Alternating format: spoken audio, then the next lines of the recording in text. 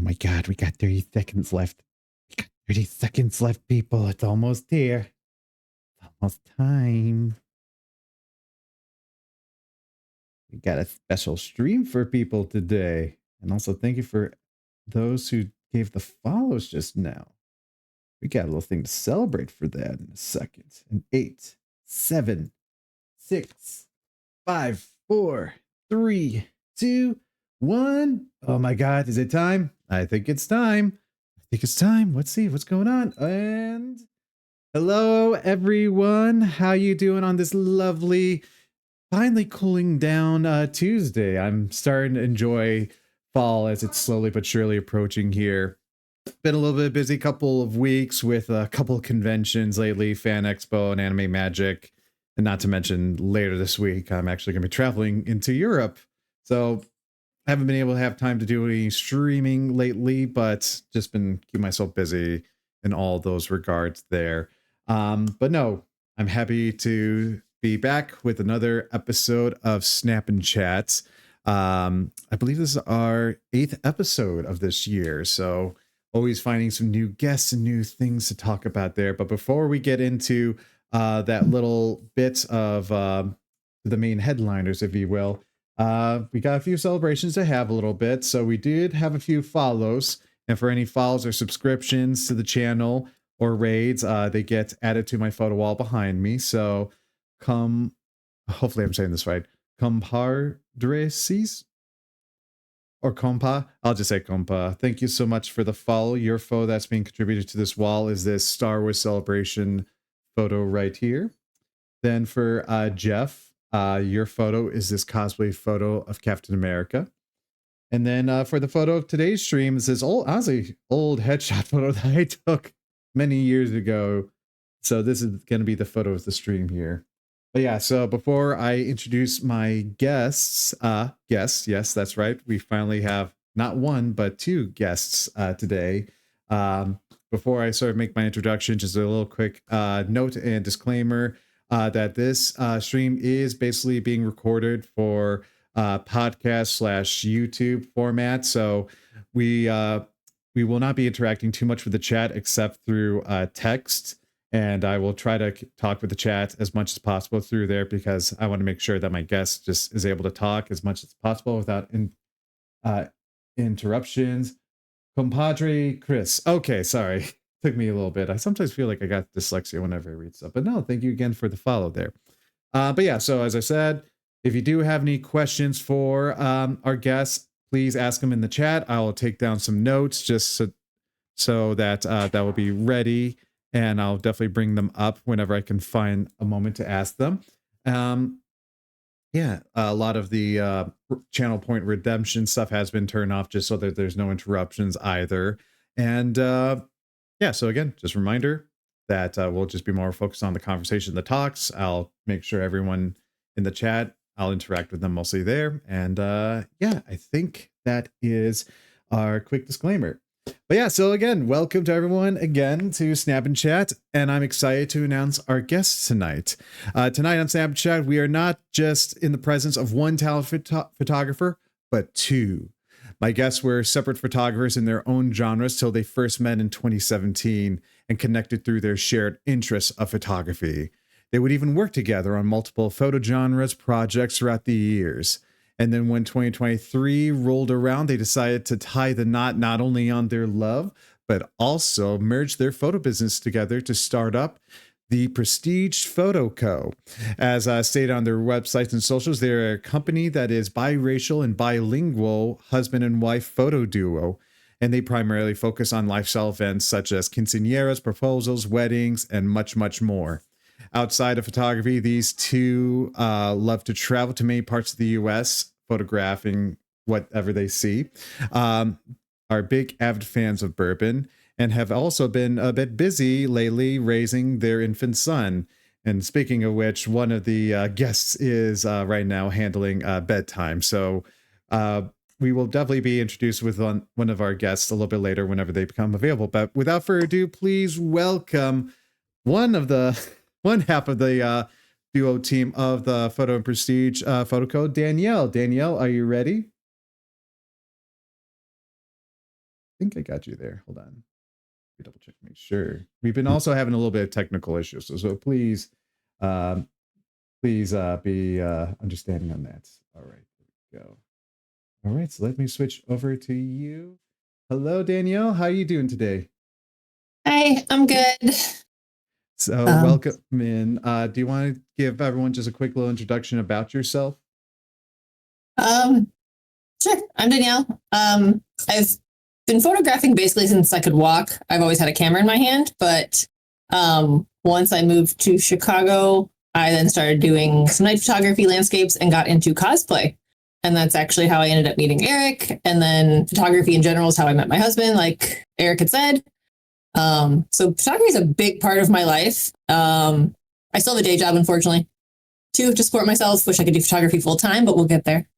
Um, but yeah, otherwise, yeah, just raising. This year has not been many shoots. We've only taken a lot of paid work because, as Eric also said, we now have a son who was born last December. So it's been a wild ride this year. Talk about your whole life changing and not sleeping. No, perfect there. Well, thank you again, Danielle, for coming in. We'll be waiting on Lucio whenever he becomes available after bedtime procedures or rituals have been done. But before we Yeah. sort of get right into the photo editing part of the stream, do you want to just talk a little bit about yourself? So you did say that you started since you were walking, photography when you started walking. So do you want to talk a little bit about like your early adventures into photography? Yeah, so I got in photography because my dad was really into it. Like my dad never went to college, but he took college classes in photography just to further his skills. So like when me and my brother were both little, like back then it was film and disposable cameras. And so I have photos like they're super blurry. We're on a family vacation. Like I know I'm chasing my brother, trying to take a photo. Like I'm like 7 years old or something at that point. Cause at that point I would, print them out and see if they were any good. They weren't. Um, but that's kind of where my photo journey started was disposable cameras. And then when I got a little bit older, probably like 10-ish or 12, probably like 10 max, I got an actual film camera. A basic level, what we'd consider probably a point and shoot now. I still have it somewhere. So I used that for many years. And that's where I learned ISO was originally film speed and not technically kind of is, but you can adjust it obviously much faster now on DSLRs and mirrorless rather than changing rolls of film. But yeah, and so I just kept learning that. And then that kind of gave me the basics of photography, learning your aperture and how like the ISO plays a part in it and stuff like that. So when I actually got a DSLR years later, I bought my first one in college when I finally could save up some money. I was like, oh, I already kind of had that foundation. So it made it a little easier to kind of finish learning. And that's when I started trying to first meet people who cameras and want to take photos. And I would try to take pictures of my roommates and I still try to take pictures of one of the girls who was my roommate. We're still best friends, but she absolutely hates photos. I'm like, no, this doesn't work. You need to like photos.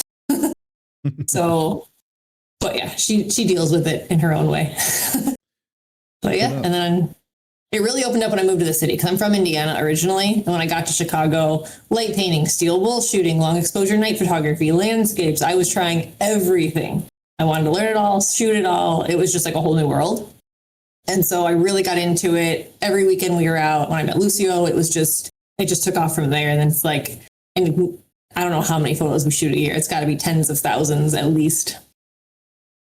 No, that's exciting that you just had the inspiration just to go all and about and such. And that's actually kind of cool that I guess you were technically self-taught then at that point, right? Did you take any classes at all? At all? Oh, so I tried to in college because my high school didn't offer any. I tried to in college, but unless you were a photojournalistic or an art major, they wouldn't let you take them because there were so few of them available.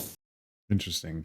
So yeah, because I know I was like a little self-taught in high school myself. And then I did take some classes because I was a media student. So I was able to get some of that formal training, but that's still kind of cool that you started very young and just was able to just learn and all that stuff there. And then especially coming to Chicago, that you were just able to expand so much more and more and just experiment and test around there. Before we kind of get talks about starting up the photo business that you and your husband have started, I guess the most important thing is, how did you guys meet exactly? When I moved to Chicago and essentially met Lucio, it was the time where Instagram was having tons of meetups. Like that was the new thing. Everyone was going to them. And so Lucio was actually part of a page. It was really popular back in the day called Windy City Spinners. and they hosted a meetup. And I went to it by myself after dark, just wandering around the city with a camera, and he said hi to me there. And I remember meeting him, but back then I was like, okay, just that's kind of the admin's cool. And I sat and watched and tried to take some photos.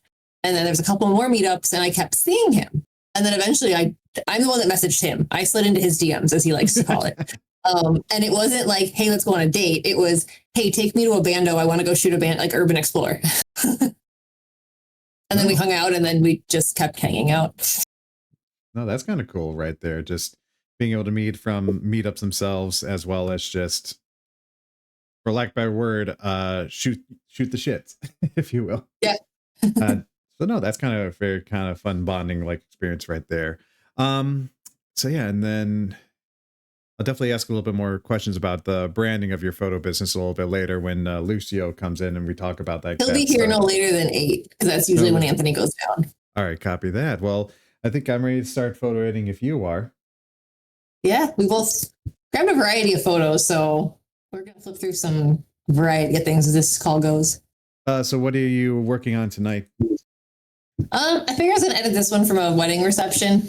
Everyone does portraits of the bride and stuff like that. And I feel like sometimes I like the...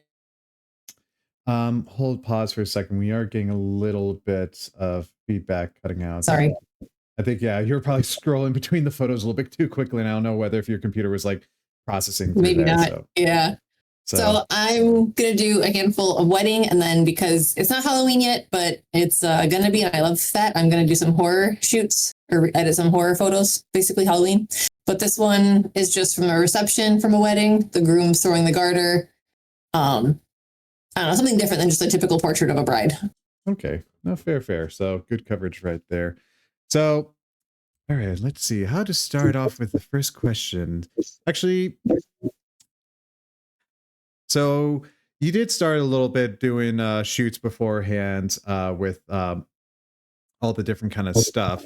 So how do you usually, or I guess maybe the question is particularly because I do have a person who did ask a question for you. How did you start getting into cosplay photography or just cosplay? So my day job is in hospitality, and one of my coworkers at a previous hotel I worked at was into it. And I had seen it on the internet and I didn't quite know much about it. And he was going to C2E2 every year. And so he brought me into it.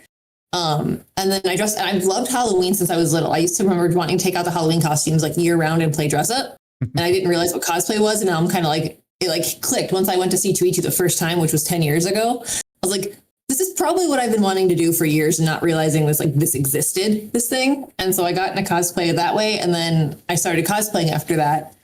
And yeah, then it's oh, well, I like shooting this stuff too, because you can get creative. You can use lights. You can use a lot of things. And it was more of a creative outlet too for the photographing it. And then during COVID, I actually would take pictures of myself in my cosplays because I wanted cool photos. I wanted to practice lighting. Didn't want to get near people. So it all just kind of spiraled between the photography and then realizing I still like playing dress up basically. And I also sew. So it was also a challenge because I can make more complicated cosplays. I tried making a suit for the Joker one year. Terrible material, didn't come out. But if I tried making a suit for work, you would notice if it was terrible. For cosplay, you get away with a little bit more. So I can test my skills and grow them without being in a board meeting in a terrible suit.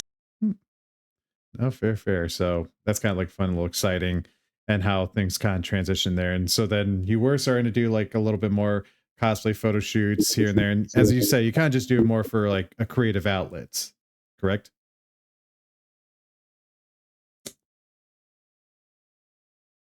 Yeah, it's more, I have fun with it. It's more creative. I'll take bookings at cons and stuff to make money to pay for the con, but it's just more fun for me. So I did have a question from someone that is specifically for you, Danielle. It's from Poison Rose Cosplay. They ask, so you've done number of cosplay shoots themselves, but have you ever tried to cover any cosplay contests at all? So for example, the C2E2 Crown or Fan Expos, and or would you just rather just enjoy and watch the show? Taken my camera occasionally to the Crown at C2E2, but I've never tried to officially capture anything or get out of my seat, move around or anything. It'd be shooting an event. I would, I'm not opposed to it. I just usually by the end of the day I'm tired, so I don't. No, fair. I'm always either like, especially even for like fan expo, I was like, all right, let's see what my energy is gonna feel like. Like, should I go? Should I not? And I'm just like, I do need the in-flight entertainment to Europe, so I'm like, maybe I could do that. But then Yeah, especially you need for something to edit. yeah, but for Crown particularly, it's like, all right, the only main question is like, all right, am I able to get inside? That's always like the big challenge right there because they do kind of keep it close and tight. So Yeah. so even in there. So I suppose you talked a little bit about cosplay photography itself in there. Whenever you get approached with the shoots, how do you prep for it? Is there any sort of like concepts or ideas that you come to do it? Or if a client comes to you, do they kind of bring out some things like that? I don't know. I'm trying I mean, to. once I know the cosplay, because I don't really watch, like, I'm really bad at watching TV and keeping up with shows. So some of the characters I don't know. So I'll do research on the characters and poses, and then I'll brainstorm with the cosplayer on like what they're envisioning for the shoot, like what kind of location, if they have one. If they're like, oh, I'll leave it up to you, then I'll brainstorm a couple. Because I want to have fun, but I also want to make sure that they get what they want out of it too. But yeah, then I'll have kind of a set range of poses, like specific to the character or the show that they can do, where it's like more appropriate for the show. It's not just like generic, like senior picture portraits type of thing. Yeah, it's something I always struggle where it's like I was trying to think of poses. I'm always like, I don't want to resort to high school poses, but if the person's like a very shy, timid character, I'm like, there's not much I could try, but I'll just do what I can. Sometimes people yeah, like and that's the thing. It's hard sometimes, especially if I'm like unfamiliar with it and whatnot. Mm-hmm. So that's like one way of prepping, but especially for like sort of like the work that you kind of do with Lucio, for like sort of like these events. Is there anything different, or do you have it with a different approach for any of these like event photography? So, I mean, weddings and quinceaneras, we go through a lot bigger of a process to prep because we have multiple phone conversations with the clients. Once they sign the contract, the first I call, it's okay. We need to know like the details, like timelines, and how many locations are we going to for photos? Do you know? Do you need us to plan something? Like weddings, how many bridesmaids? Because that takes even more time. Hair and makeup, and yeah, I mean, building the timeline. I'm trying to like go through it one, like, because quinceañeras and weddings are pretty similar. There's just not like a full bridal party at a quince, but the last one we did was a 10-hour day from hair and makeup all the way to reception. Portraits, party bus, the whole 9 yards. It was huge. It was great. But yeah, a lot more prep, a lot more like making sure we get our poses, making sure if they hired both of us, like, okay, who's the main photographer? Who's second shooter? What lenses are we using? What lights, what's our reception setup for lighting? We Google the venue. We make sure we kind of know what we're getting into. Like on my screen right now, this venue is really nice to shoot at. We could bounce light off the ceiling. Other ones have dark ceilings. Some have like really tall ceilings. You can't bounce. Okay, how many lights do we need? Like what kind of modifiers do we need? How many bodies are we bringing? What lenses are we bringing? Yeah, there's stressful for weddings, I guess. And especially a lot of stuff that goes into it. And especially, actually, no, that was actually like one of the things I was kind of curious about, because like I don't see too many photographers covering quinceañeras that much, and I was kind of curious, like how that sort of goes. Is it? And I also that was actually going to be my question: is there any similarities to covering like weddings or something like that? To which you kind of answered that a little bit there. So I honestly, yeah, it depends. It really depends on the quinceañeras are a little bit can vary more because like some of them are more smaller, like because if you do a big one like the one we photographed in May, it's like the same cost as a wedding. You're renting a hall, you're buying this huge dress. The girl we photographed in May, she went to Mexico to get her dress. Yeah. And like, yeah, I mean, they go there often because that's where they're from, but it's like you flew to another country for a try on, for like shopping, like that's a lot. So that one is a full day. That one probably costs as much of a wedding as a wedding. But we've done other ones where it's like, okay, it's at a small hall. They do their own makeup, but like, and it's smaller just because they couldn't afford, a wedding is what would cost the same cost as a wedding, like when the girl turns 15. Mm-hmm. So those are smaller, and those are usually a little bit more manageable, shorter days. And smaller, I mean, you still go through some of the same motions, but it's a lot more relaxed. Okay. Yeah, because whenever I always see like quinceañeras, I always see them like at locations, almost as if it was like sort of like the bride and groom's like portraits, be like, all right, let's get photos in front. This is just randomly came to my mind. Let's get photos right in front of the Wrigley Field or downtown at Millennium Park, or I don't know, just something where, or switching around, getting some location shoots before going to the actual like party reception events. So Quinceanera photo for today did not upload. Hold on, because I was going to do a quinceanera photo. Let me see, because yeah, they want. That's one thing I've noticed with those photos. It says it's imported. Oh, a duplicate now. I'll pull it up here in a second. So quinceaneras also like to do sometimes, I forgot, a pre-photo shoot. They will do one so that way they have photos to display at the quince. So they want one on the entrance sometimes, like a bigger one or a poster, and they want some on the tables. The last one, they had a TV, the DJ brought TVs, and they had their pre-photo shoot like going on the TVs as it went. So like a slideshow. Sorry, I'm trying to like do too much at once. all right. And so it's big, and they do pre-photo shoots. So they are at locations. We've done them downtown. We've done them wherever they want. I think one was at the Mortem Arboretum. I don't think I said that right, but yeah. So inadvertently, it's almost like kind of like you're doing a engagement shoot, and where the wedding couple have like the photos of their wedding engagement as like little artworks or things that is at the wedding itself. Correct?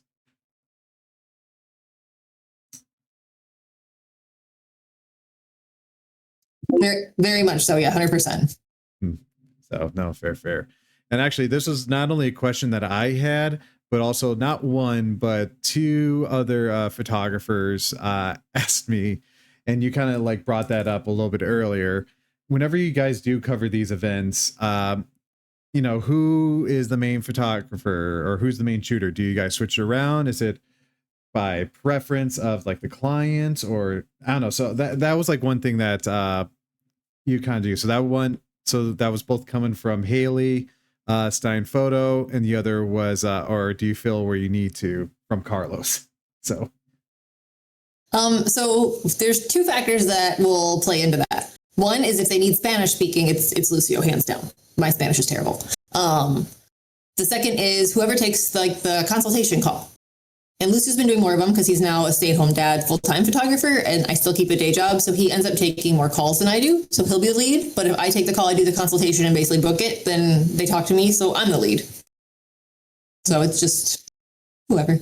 Yeah, I was kind of like wondering if it was like sort of like consultation, like, all right, I'm your first point of contact, and I'll be your main photographer. Then here I have my spouse helping me along with it for either a reasonable charge or something like that. Kind of something similar to that. Well, our packages are built for 1 and 2 photographers, and we've mentioned on the site places that like we do this together. You get both of us. Like it's not like you're like, oh, this is just my spouse. Like no, here's the other half of the company. Like here's Lucio sneaking in behind me. But yeah, and then also a lot of times with weddings, if whoever shoots the bride tends to be like the main shooter because she usually requires more attention, more photos, more details. And we've come across a lot of times where they're not comfortable with Lucio in there while they're getting dressed or changing and doing hair and makeup. So sometimes it ends up being me just from a comfort level perspective, because that has come in handy. Thank you. Speaking of drinking bourbon from earlier, it comes in handy that one's I'm female, he's male, so we can switch or make the couple feel more comfortable with whoever they want to shoot. Oh, perfect. So, and welcome in, Lucio. Welcome in, finally. Finally made it, guys. You finally made it. You didn't miss too much. Basically, just kind of did quick introductions of Danielle, a little bit about her experience with cosplay photography, and then she kind of discussed a little bit about like sort of like prepping for your shoots and such. So it was kind of fun to hear about like the dynamic of like, all right, who's the main photographer for this assignment, and describing a little bit more about quinceaneras, because I've never personally dealt with quinceaneras before, but I kind of was like always wondering every time I see it, it's like, is it kind of similar to a wedding, at least coverage wise? To which yeah. So I told him he can be like this one I have on the screen. This was like a full day wedding. This is some of the portraits we took, and then I told him other ones are smaller, they're more relaxed. They're they can't afford to pay what would cost the same as a wedding on the girl's 15th birthday. Yeah, they could spend between 15 to 20K easy. So, but yeah, so Lucio, do you want to kind of give a little quick introduction to yourself? for the viewers? Sure. Name is Lucio. You can find me on Instagram as L Prestige Photo. But as obviously some of you know, I'm one half of the Prestige Photo Co. Born and raised in the South Side. 36 years old. I come from a background of IT, and I don't think a lot of people know this, but I actually left my job to become a stay-at-home dad full time, take care of my son, and with that also comes in hand with photography, because now I can focus more on being able to run behind the scenes, talk to clients, do photo shoots during the week now if I have a babysitter. Well, fun fact, you took Anthony on your last one. Yeah, actually there's a YouTube video coming out, so be on the lookout. Wait, you brought your child to a shoot? I'm sorry? You brought your child to a shoot? Yeah. Ooh. 7-month-old baby to a photo shoot. Oh, sorry. It was that or turn down the client, and we didn't want to do that, so. Fair. So a little compromise and all that. Yeah, God knows I'm just trying to schedule like kitty sitters for my cats for our Europe trip, and that's already like a bit of a juggle of its own bit there. But yeah, so I did ask Danielle about how she started into photography, how she started mentioned that she started at a young age, was very self-taught, and then when she moved to Chicago, kind of got to expand a little bit more. Do you want to talk about how your photo journey began and how that spark kind of clicked? Honestly, it started right after college. I wanted to take pictures. I just didn't know of what. I spent a lot of time with friends going downtown and taking pictures in downtown in general. But I had like a little Olympus FE 230 camera, so it's like a little point and shoot. And it just, it didn't quite cut it. So I ended up selling a few things and bought a Nikon D610. I'm sorry, no. It was a Nikon D3100. So, crop lens, entry level as it gets. And I started taking pictures, and then I started shooting cars, which I grew up with cars since I can remember. And I started shooting cars, going to car shows. Next thing you know, people are saying like, hey, can you shoot my car? Are you coming to the next car show? And I'm just like, sure. And then there were people wanting to pay me for my photography, which at that point I was just like, no, don't pay me. Like, I just do this for fun. Like, you don't need to pay me. I felt bad charging people. But then that led to the next phase of, photography for me, which was getting into becoming. Can you repeat that? I think we might have lost you a little bit there. Yep. Sorry. We're back. So at one point I wanted to become a professional photographer, and that was my dream. And I said, I will say I'm a professional photographer once I am published on a magazine. So then one day I actually got the opportunity to shoot for a magazine. And so I ended up going to Mishawaka, Indiana for a photo shoot in a big warehouse. And I was shooting a 1967 Chevy Chevelle. I shot the car. I was really happy with it. I mean, I went above and beyond on this shoot. I even rented a lens at that time, which was like, for me, it was like, I'm losing money because I was only going to get paid like $120. And the lens rental was like $100. And so like, I only got like $20 technically for the photo shoot, right? Which you probably used on gas. Which I probably used on gas, yes, absolutely. And so what ended up coming out of that was I ended up getting the cover of that magazine. And I got my name on the little barcode. If you ever had a magazine before, like there's a barcode on the bottom left, and it tells you the date that it was published, and then it tells you credited to, the magazine cover photographer. And my name was on there. And once I knew that my name was on there, I lost my mind. And that's when I said, okay, I can now call myself a professional photographer. And there was other opportunities that led to other publishings and other locations having my artwork, galleries. And I mean, it was just history from there. Like I just, kept on upgrading camera gear. I didn't want to get attached to anything because I was just like, what if this doesn't work out? Like I just kept on selling, reselling, buying stuff. And then the next thing you know, it's like, I meet Danielle, we start shooting together, we form a business, and now we're here talking to you guys. No, love the story. Yeah, it's like, and again, it is always that little bit of like, yeah, you always gotta, as much as like you want to try to get some money in on it, you got sometimes put your own like little personal risks and such, even just for something that might be a big possible opportunity right there. And that is just kind of like a fun like beginning story, and then just running through that sort of like high, if you will. So yeah, so I guess before we kind of go too deep into sort of like the photo business side, I see that of course you guys brought some bourbon, to which I believe you made some old fashions, correct? That's correct. So Anthony didn't want to nap today. We need a drink.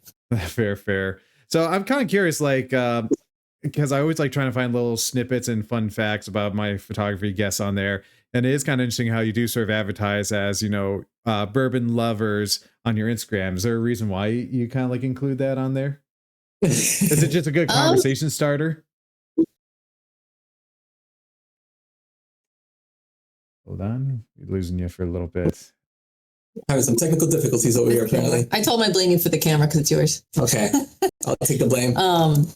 Yeah, it was, I don't know. We were having issues coming to the name. We finally came to the name, and it's like, what about us makes us different? And it was like, I took a class on the business side of photography, and it's, making yourself different. And so it's like, okay, he's bilingual. We love bourbon. We're a biracial couple. And I like the alliteration of the B's. So it's where like biracial, bilingual, bourbon loving wedding photographers came. Our tagline. And I mean, we do.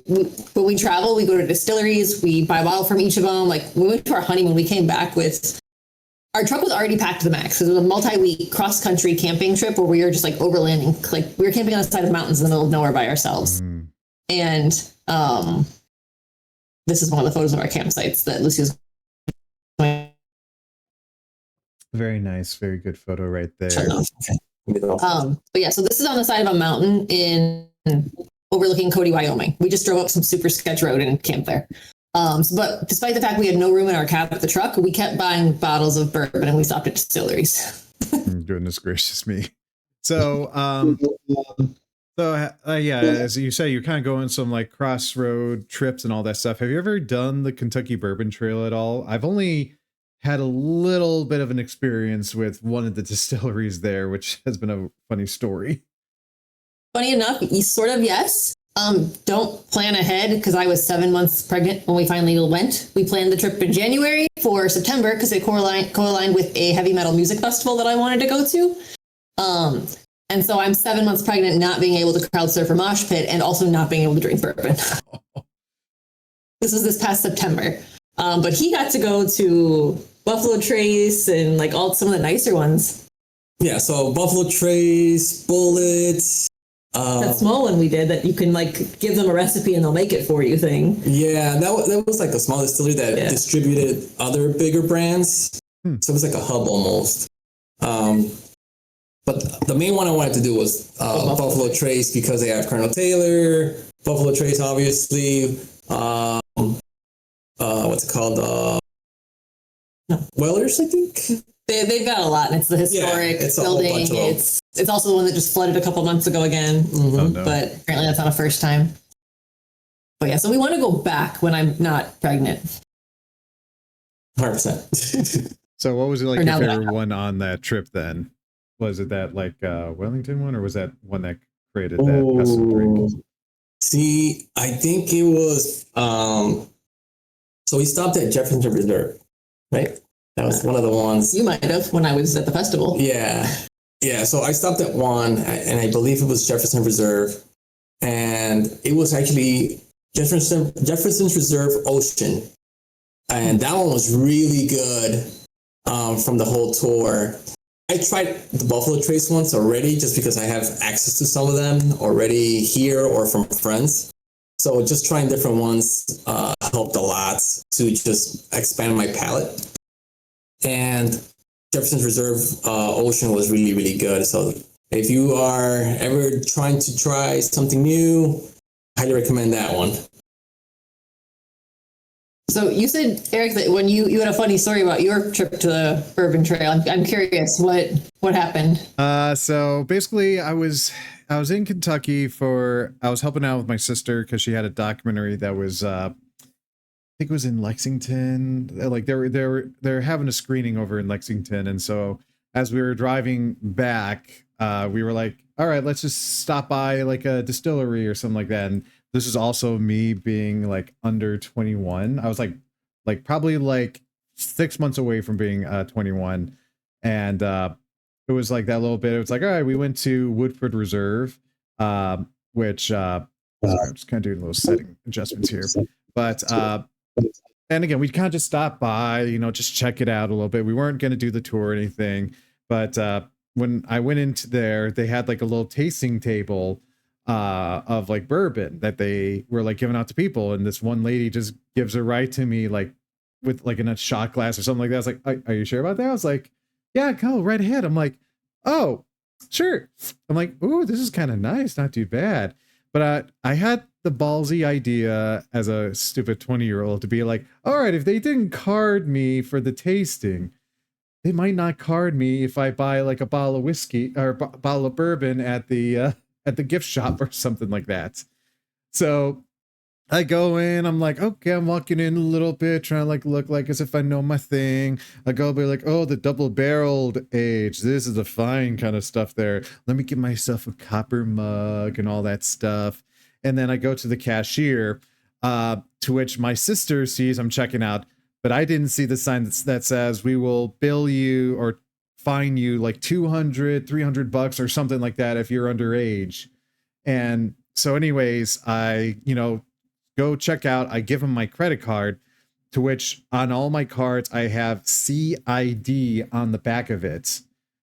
And so then, the person asks me, it's like, hey, can I see your ID? I'm like, uh-oh. And so basically I hand them over my ID. They check it out. And then they wrung me right out. Like they completed the transaction because I think they were just more focused on making sure my name matched to the credit card, but did not take any focus onto the date. And so then that, or they just looked at the year and didn't realize, because you're only a couple months away. They're like, oh, close enough. Or like, oh, this is the right year. This is that year. Yeah. But wow. So who's able to buy bourbon under 21? Nice. With an underage ID even. It was like that vertical one as well. The vertical one? Exactly. The old classic vertical. Oh, I'm so glad I'm old enough I didn't do that when I was little. And no, now looking back, I'm like kind of the same as well. I'm like, oh my God, thank God I did not do that to myself. But no, so yeah, and again, like sort of like a lot of bourbons have different flavor profiles. What are sort of the profiles that you kind of lean towards, whether you, Danielle, or Lucio? I'm definitely more of a smoky guy myself. What? Sorry, I it kind of like cut out on you, so I was like, I'll interject until we get the camera on. So yeah, every time I go to edit, it like the camera shuts off, so I'm not editing too much, too quickly. But I'm gonna let Lucio answer this because he likes to drink it neat far more than I do. I like it mixed with an old fashioned, which when you get bitters and sugar in there, it does dilute the actual bourbon. So what notes do you tend to look for? So I like the spicier notes. So if it's like cinnamon, that's kind of where I'm kind of sold on. Like as soon as I taste some sort of spice, I'm game. I'm like, this is it. If you say cinnamon, I just want to make fun of you and say fireball. well, it is what it is. Well, isn't that more of a people whiskey? Really like cinnamon or like desserts, so. Fair. And to sort of wrap up on the last questions of bourbon, is there any particular bourbon that you like to have just on a daily occasion? Is there a high-end bourbon that you have that you save for special occasions? And then what is your unicorn bourbon that you've always wanted to try out or get? Oh, okay. Do you have a preference? No, like I said, mine are in old fashioned. So like on the daily, like we usually keep a bottle of Buffalo Trace or Bullet on hand. And so I'll do that because it's also it's not as expensive as some of the other ones he likes. So it's easier for me to drink if I want something on like a Tuesday night. You're not breaking the bank. The one I like to drink right now that's kind of pricey is probably Angel's Envy Triple Oak. And then as far as the unicorn one, I'm going to say Pappy's 10-year or 12-year. I've always wanted to try to find one, which is almost literally impossible. But even if I did find it, I would still like to try it and see if it is what it is. Because they're so expensive. They're like, I think the 10-year, you're looking at like $2,000-$3,000. I think that's what it was. Once you get to the 25 years, you're looking at $20,000 plus. For a bottle. Nah, well, Yeah. Again, I got some question ideas from my coworker who is a big bourbon fan. So I was like, all right, I'm trying to think of some fun little questions here. And I'm sure like you'll be so happy to see or hear some of your thoughts or reactions as well to that. So cool. So I did have one specific question for Lucio as well, to which Danielle had a specific question, but this one comes from Poison Rose Cosplay. And I think from at least scrolling on your Instagram, I did see that you did do shoots cosplay, but was that just more for meetups, correct? This was towards me, right? Yeah, specifically for you. It was specifically for you guys. To go to a cosplay meetup. Cosplay for me doesn't really call my attention. From the times that I've gone, however, they are pretty cool and fun, especially when you guys host your meetups.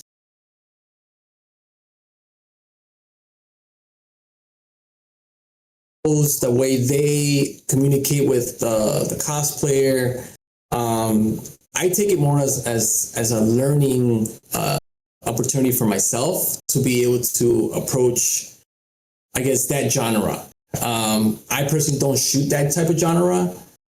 So me just kind of going with her, if I ever needed to just help out or step in one day, at least I have an idea on the things to ask. Like, okay, your character does this on a video game or on a comic. Like, what's their power pose, or what's one of the poses that they use? That's the type of thing that I like to get. So I get more on the technical side of things than just, okay, I'm here, now what? Yeah, we talked about posing earlier. Okay, you do some research on the character. That way, you're not just having them do senior poses where their arms are crossed and just basics. Yeah. Yeah, and by bribe, I just told him, get in the car, we're going. I think I bought him lunch. Yeah, I think she definitely bought me lunch. Yeah, nothing wrong with one of the two. Yeah. Always the bribery. Just get your partner just to try out some things. Hey, I've been to so many car shows. I was gonna say I drag her to car shows, and she can be at Comic-Con or C2E2, I'm sorry, for 3 days straight. I can be at a car show for 3 days straight, but not vice versa. No, fair. No, I'm kind of the same way where it's like, all right, I'm definitely lean towards some things over that, but it is always trying to find that fair balance between one and your partner and such. So I guess before we start going into talking a little bit more about sort of doing photo shoots and all that stuff, let's talk about a little bit more about your business, to which you guys were kind of working together beforehand, before you started up the Prestige Photo Co. and such. Is that correct? Yeah, we're working under our own, my Instagram's D Brown Photography, his is El Prestige Photo, and those were our respective company names prior to launching the Prestigious Photo Company. And we were just doing our own thing, growing our own businesses. And once we got married, we're there's no point running two businesses out of the same household sharing clients. Right. So that's kind of good that you kind of incorporated, we're kind of doing some work together. We might as well make a name out of it. To which, what made you decide to brand yourself as the Prestige Photo Co.? So we were struggling hard to find a name. We were thinking about it for a long time, throwing adjectives out there, seeing what, URLs, what we could find as a website. What did we buy from Google? Oh, our domain name. Thank you. What domain names were still available? Because a lot of those we're coming up with, I think, were maybe too generic. They were taken. And honestly, we were stumped. We didn't know. And we went to Chinatown for like just this small little meetup. And we saw someone from like back to Art of Shy Days meetups. And we hadn't seen him since pre-COVID. He had been deployed for a while. Then he broke his leg. I think he had babies this year. He had twins. Like, yeah, we'd both just been crazy busy. We hadn't seen him in years. And he walked up to us, and Lucio never advertises his last name anywhere, like on social media. I think that's probably part of it. And everyone knows he has the word prestige in it. And he just knew that we'd been together for years. I don't know if he realized we'd been married, this guy. He walked up and saw us and was like, hey, it's the Prestiges. Just assuming like that's our last name. And it's like, well, the Prestigious Photo Company. Why not? Like, sure. And so that was born like the next day. And we just kind of were like, well, the domain name's definitely not taken. That's different enough. And he didn't really want to give up the Prestige name from his Instagram, but I didn't want to work under El Prestige Photo because I'm like, hey, I'm here too. And so we're just the Prestigious Photo Company. Like Prestige is our last name almost. It's not, but it can be on social media. Right. Yeah, a little twist. It's no different from mine being just, all right, shortened version of my last name, just Jaws and all that stuff. So yeah, gotta put a little twist. You got your shark logo.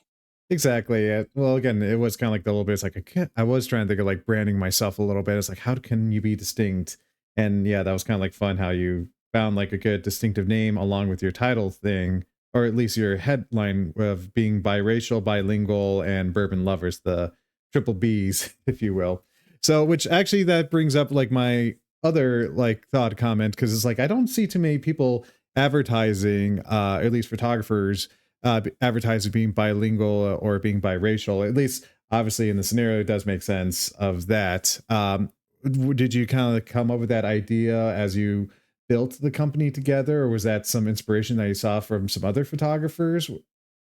So we were trying to think of like adjectives that described us to make us sound different, or like just to make us stand out. And we're like, okay, we're a biracial couple. Because we started photographing because so I'm Italian, he's Mexican. We had other clients that were Italian and Mexican couples, and they thought it was really cool that we were the same. We knew the same traditions. We'd been to the same similar weddings. Our wedding was kind of like theirs. So it actually really helped us with some of the clients we've had. And so we're like, well, why don't we advertise that? Because clearly it's helping and people like that. Like if that's our clientele and that's our niche, then let's go for it. And the bourbon, just because we like bourbon. But no, yeah, as I said, yeah, it was kind of like interesting as a way to expand potential clientele right there, to which again, as you guys do quinceneras, so obviously that does go a little bit more into the Mexican, I believe, correct me if I'm wrong, sort of like culture aspect there. For the most part, yeah. Again, I just wanted to make sure, but no, like Latino countries do that, right? It's pretty much just Mexico. Honestly, I couldn't answer that. Oh, okay. You just know. But either way, you're not expecting a quinceanera at an Italian or even a Polish kind of like like the closest thing for like where the Caucasians is just a sweet 16 party, to which even then that doesn't quite go all out. And hold on, we're kind of getting a little tech issues, it looks like. So we did lose your screen there. Yeah, hold on. What was that back in the day on MTV? Your My Sweet 16 or something? Some of those people did go all out. But it was MTV. Well, depending on what parts, like if they're, Beverly Hills daughters or something like that, maybe. But either way, continuing on, we're not talking about MTV Sweet 16 stuff. But yeah, so you kind of run this business together. Danielle was kind of mentioning how, especially for you, Lucio, since you've been a stay-at-home dad, that you've been able to sort of like manage a little bit more of the leads and all that stuff there. But just as it is like taking clients, which is important. The other question, which especially coming from my experience of having multiple people running sort of like social media accounts, who is the one who manages the accounts more? Or who does the posting? And all that? Does. Me. I do 99% of it. Probably, yeah. Yeah. And then I will say, I'll give a shout out to his sister. She is a graphic designer and wanting to get more into social media. So she's been kind of throwing her 2 cents in there with me too and helping. So she actually created one of our reels recently and stuff like that. So it was okay, cool. I'll take help. We feed her in food, or we pay her in food and visits to her nephew. Just visits to the nephew. That's the bribery Oh, there that's all as she well. wants. That's literally all she wants is to play with Anthony. So we're like, okay. Little rewards This here is and easy. there. No, love Mhm. it. Um, and so then when you work, so again, you kind of were already doing events, lifestyle stuff that, you know, you it kind of like brought into like as I said, like the proposals, quinceañeras. Have you done birthdays at all? Because I remember someone mentioned birthdays in the questions. Or is that or is it just only the quinceañeras, I think? Please correct me.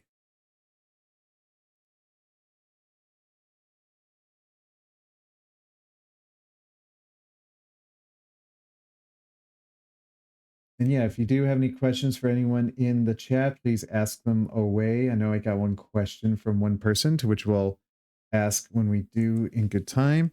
And guess what? You could also follow our guests' Instagrams right there for you.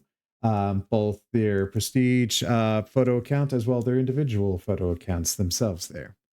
But yeah, I think the stream's going well. Tech issues, that always happens. Believe me, no worries about that. We'll get things started running back as shortly as we can. But no, things going right on the end. Let me actually check my messages just in case. Check with them in a little bit. Hopefully, we could get these resolved shortly. Ah, we have some keyboard issues. That's what's going on. So, um, yeah, I kind of just keep chatting myself a little bit until we get some things solved and figured out. Usually, whenever I have keyboard issues, it's always my cats walking around and such. But um, but no, yeah, I'm kind of like how the conversations go, and it is kind of interesting, especially for me having to handle two guests. Is like, all right, having some repeat questions, but trying to figure a way to reel things back or some comments that were meant from you know Danielle, then kind of bringing it back to speed with Lucio and all that stuff. So it is kind of like the old bit. It was like I do kind of like the two guest format. What I also like about this is that we're just sharing one screen, so we don't have to worry about two technical issues and all that stuff there. But hopefully the night's going well for everyone as well. We'll kind of get back to our regular routine in a little bit. Also try to look at some questions that we could possibly continue on. But yeah, we're kind of going through nice and well. So yeah, let's see. So I guess I could talk a little bit about my plans for Europe until we get them back. Oh, keyboard won't even light up. Don't worry about that. I could talk for days and ramble. It's the computer in general. Okay, okay. Um, okay. Let's see. How about this? Copy that. All right. So we might have a little bit of a quick tech situation going on. So while we wait for um them to fix some of the problems on their end, we'll just kind of switch to my main screen until they come back. But okay, we might have to restart the stream together. To start the stream together then. So and try to get things working on there. But yeah, so as until we get that sorted, I'll just chat away for what we have planned. So let's see. Yeah, so Nicole and I, we're going to Europe. The main reason that we're going over there is for a wedding that is in Zurich, Switzerland. But we're like, you know what? Let's kind of stay there a little longer. Let's have a little bit of fun. And so we decided to travel to Ireland, which I've never been to before. Um, Especially because Nicole learned that she has more Irish heritage than she thought. And what's even fun is that her parents are joining along as well. So that'll be kind of like a good little fun trip right there. Yeah, we kind of fly in on, what was it, Saturday afternoon? I want to say Saturday afternoon, give or take that degree. Um, and then some of the stuff that we have planned in Ireland, because Nicole's parents have been great, honestly, with the planning while we're still trying to figure out what we're doing in Zurich. I blame myself for the Zurich stuff. But yeah, no, we're doing a tour of the Guinness as well as the Jameson distilleries or breweries. No, the Guinness Brewery House as well as the Jameson Distillery. Correction there. And then we see we got the Book of Kells, but I think that might be a little later. We are going to try to do a day trip over to okay, copy that. I see here. All right, copy that. All right, accepted. All right. How about this? We'll take a quick couple minute break just so we can get some things going. So don't go anywhere. We'll be back in a second.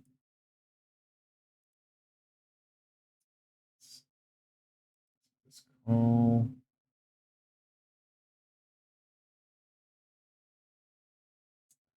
Where do the call? Oh, there we go.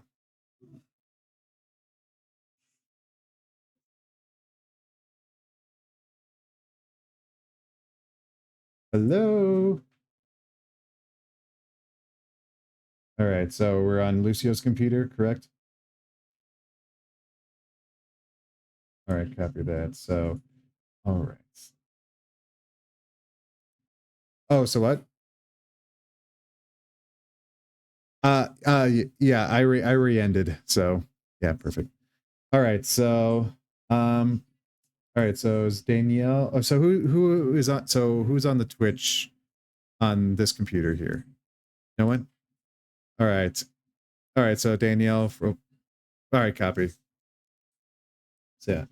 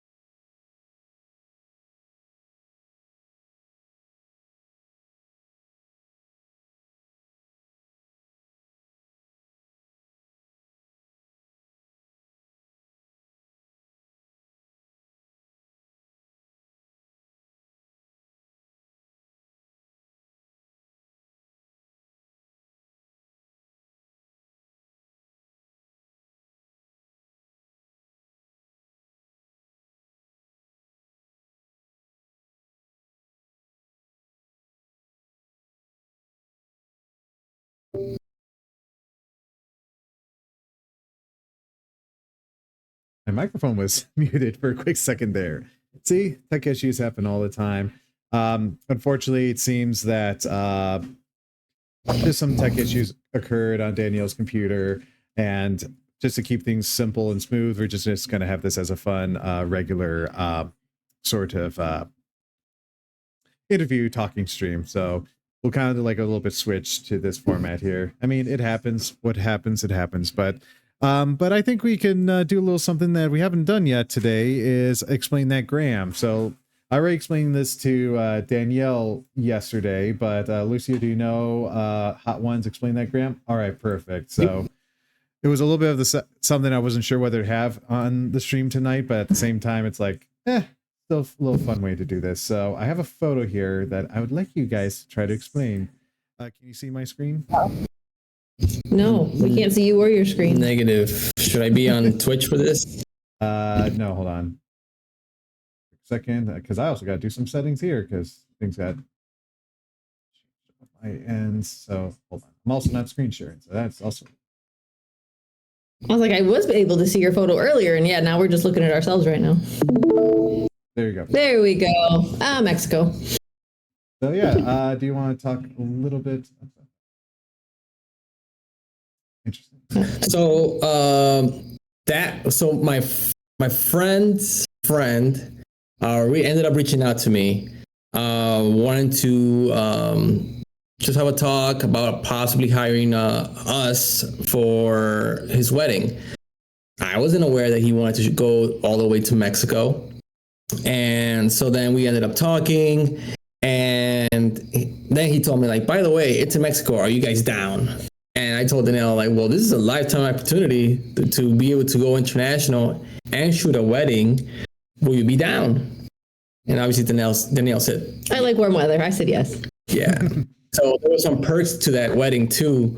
Aside from them paying for us to go over there, they also provided us. They paid a couple extra nights. So we had kind of a mini vacation. It was a resort, right? So you get drinks, you get food, you get activities, all covered through kind of like whatever they booked. It was just, the package. Right. So we had access to like pretty much unlimited booze throughout the whole... Food, booze. Lucio flipped over the handlebars of a bicycle trying to ride around the resort. I was semi-drunk. Oh, no. So it was a mini vacation. They also, part of it was they had us early because they wanted us to film the welcome reception for everybody, the rehearsal and the wedding. So it was 3 different days of shoots that they wanted us there for too. Fun fact, we contracted them in January of that year, 2020. Their wedding was in November. Oh. We reach out in August and we're like, you're not cabbing this, are you? Like, it's the pandemic. My hotel had shut down, like travel. They're like, no, we're still doing it. So this wedding was November of 2020. Dang. There was no COVID in Mexico, I guess. Yeah, I don't know. They didn't care. Plane was full. But that ended up being...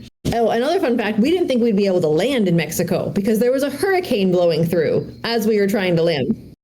So it was COVID. There's a hurricane. The welcome reception, everyone was getting pelted with sand because the winds were still so high. It had passed by, but the winds were so crazy still that it was just kind of, the first night was a little miserable. But then actually the day of the wedding, this is after they celebrate, like they got married, they walked out of they got married in that little, I don't know, gazebo thingy.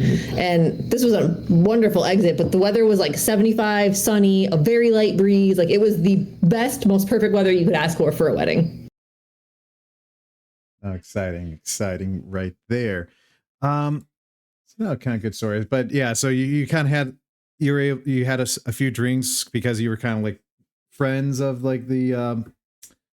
Well, we were having drinks one of the other days because the rehearsal was only an hour the day before. So we went out and tried a couple of bars. We got rented bicycles. Like we kind of got a mini vacation out of it ourselves in between shooting. Okay, I see. Sorry, I almost thought you said okay, because it is always like a little bit where it's like, all right, you get hired for a friend's wedding, it's like, they say, oh, enjoy, relax, have a drink. It's like, I don't know, I'm kind of working, right? It's like maybe Right. at a certain point. Oh no, I have photos of him taking shots with the groomsmen at another wedding. They were friends, and they're like, here, and he's like, okay. Sometimes they don't even have to be my friends. They're just like, you have to take a shot with us because you're with a photographer. You need to loosen up. And I'm just like, okay, I guess you want blurry pictures. Let's go. No, perfect there. So, all right, back to sort of the questions here. So let's see, we talked about a little bit about creating the business itself, as well as sort of little things. Perfect. There was like the one question I had, to which so you kind of do a number of different events as a company. Is there any preference that either each one of you has? Do you prefer either shooting a wedding, a quinceanera, or is there any one of the genres that the Prestige Photo does that either you both like, or does one like one over the other? Does that make sense? Yeah, that makes sense. Honestly, I like shooting weddings. I know can be high stress, but I enjoy it. It's also the most bang for your buck. Because then you can edit, the rest of the work is editing and it's on your own time. But yeah, honestly, I like weddings. It's fun. It's a party.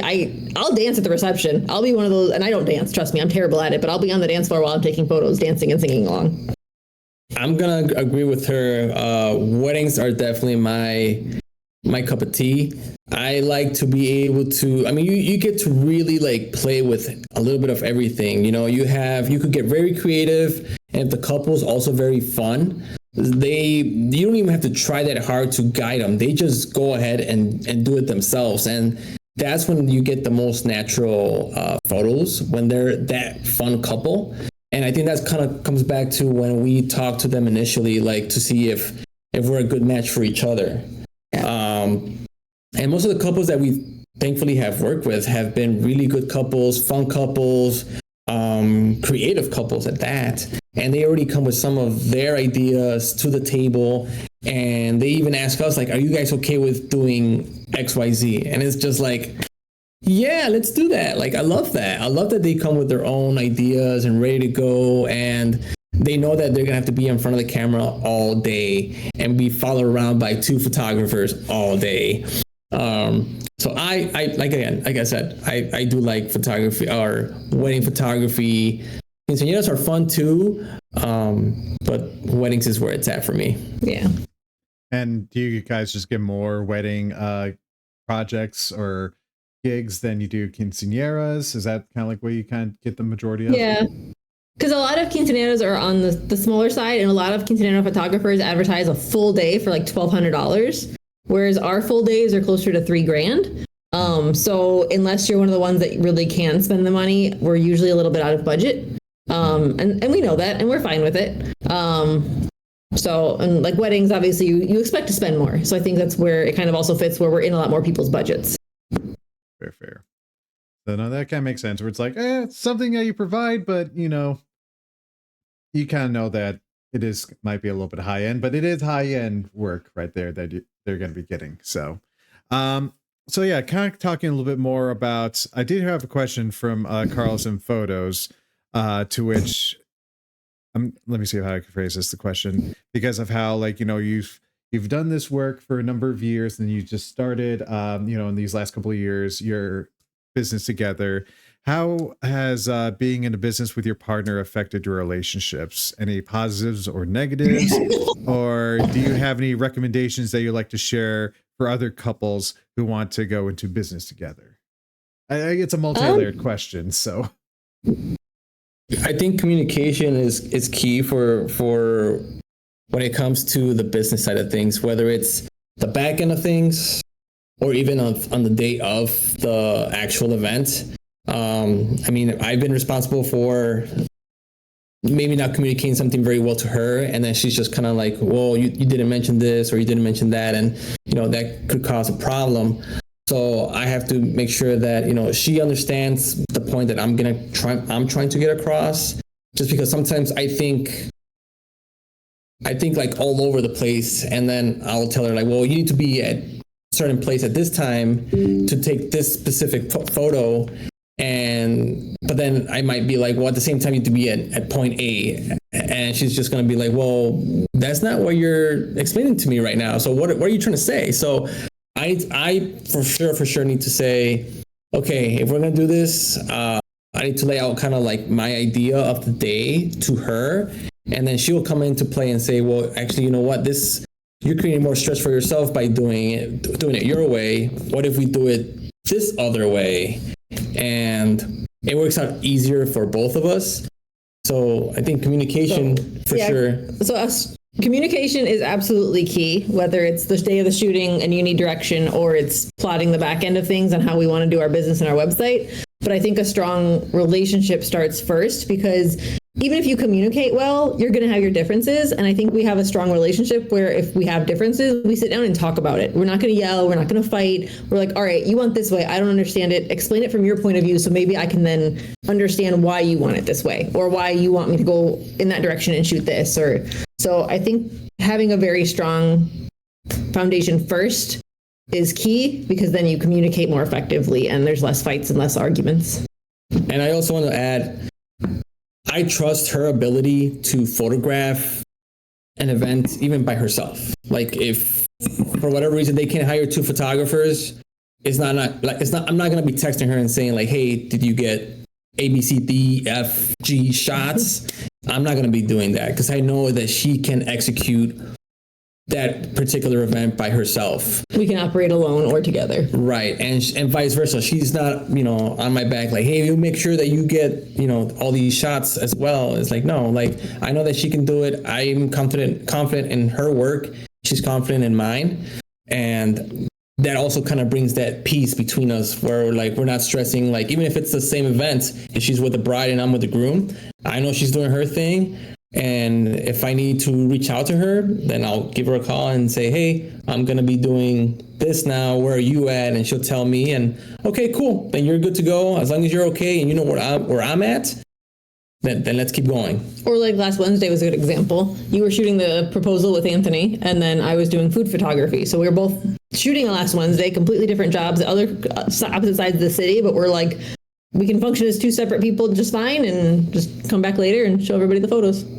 Exactly.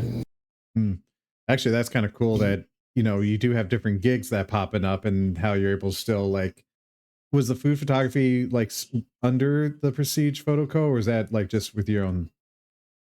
Yeah, so that's how I invoiced them. So it was for my day job, essentially. I work at a hotel. The restaurant in the hotel rebranded, and my director of sales and marketing was like, hey, I know you do photos.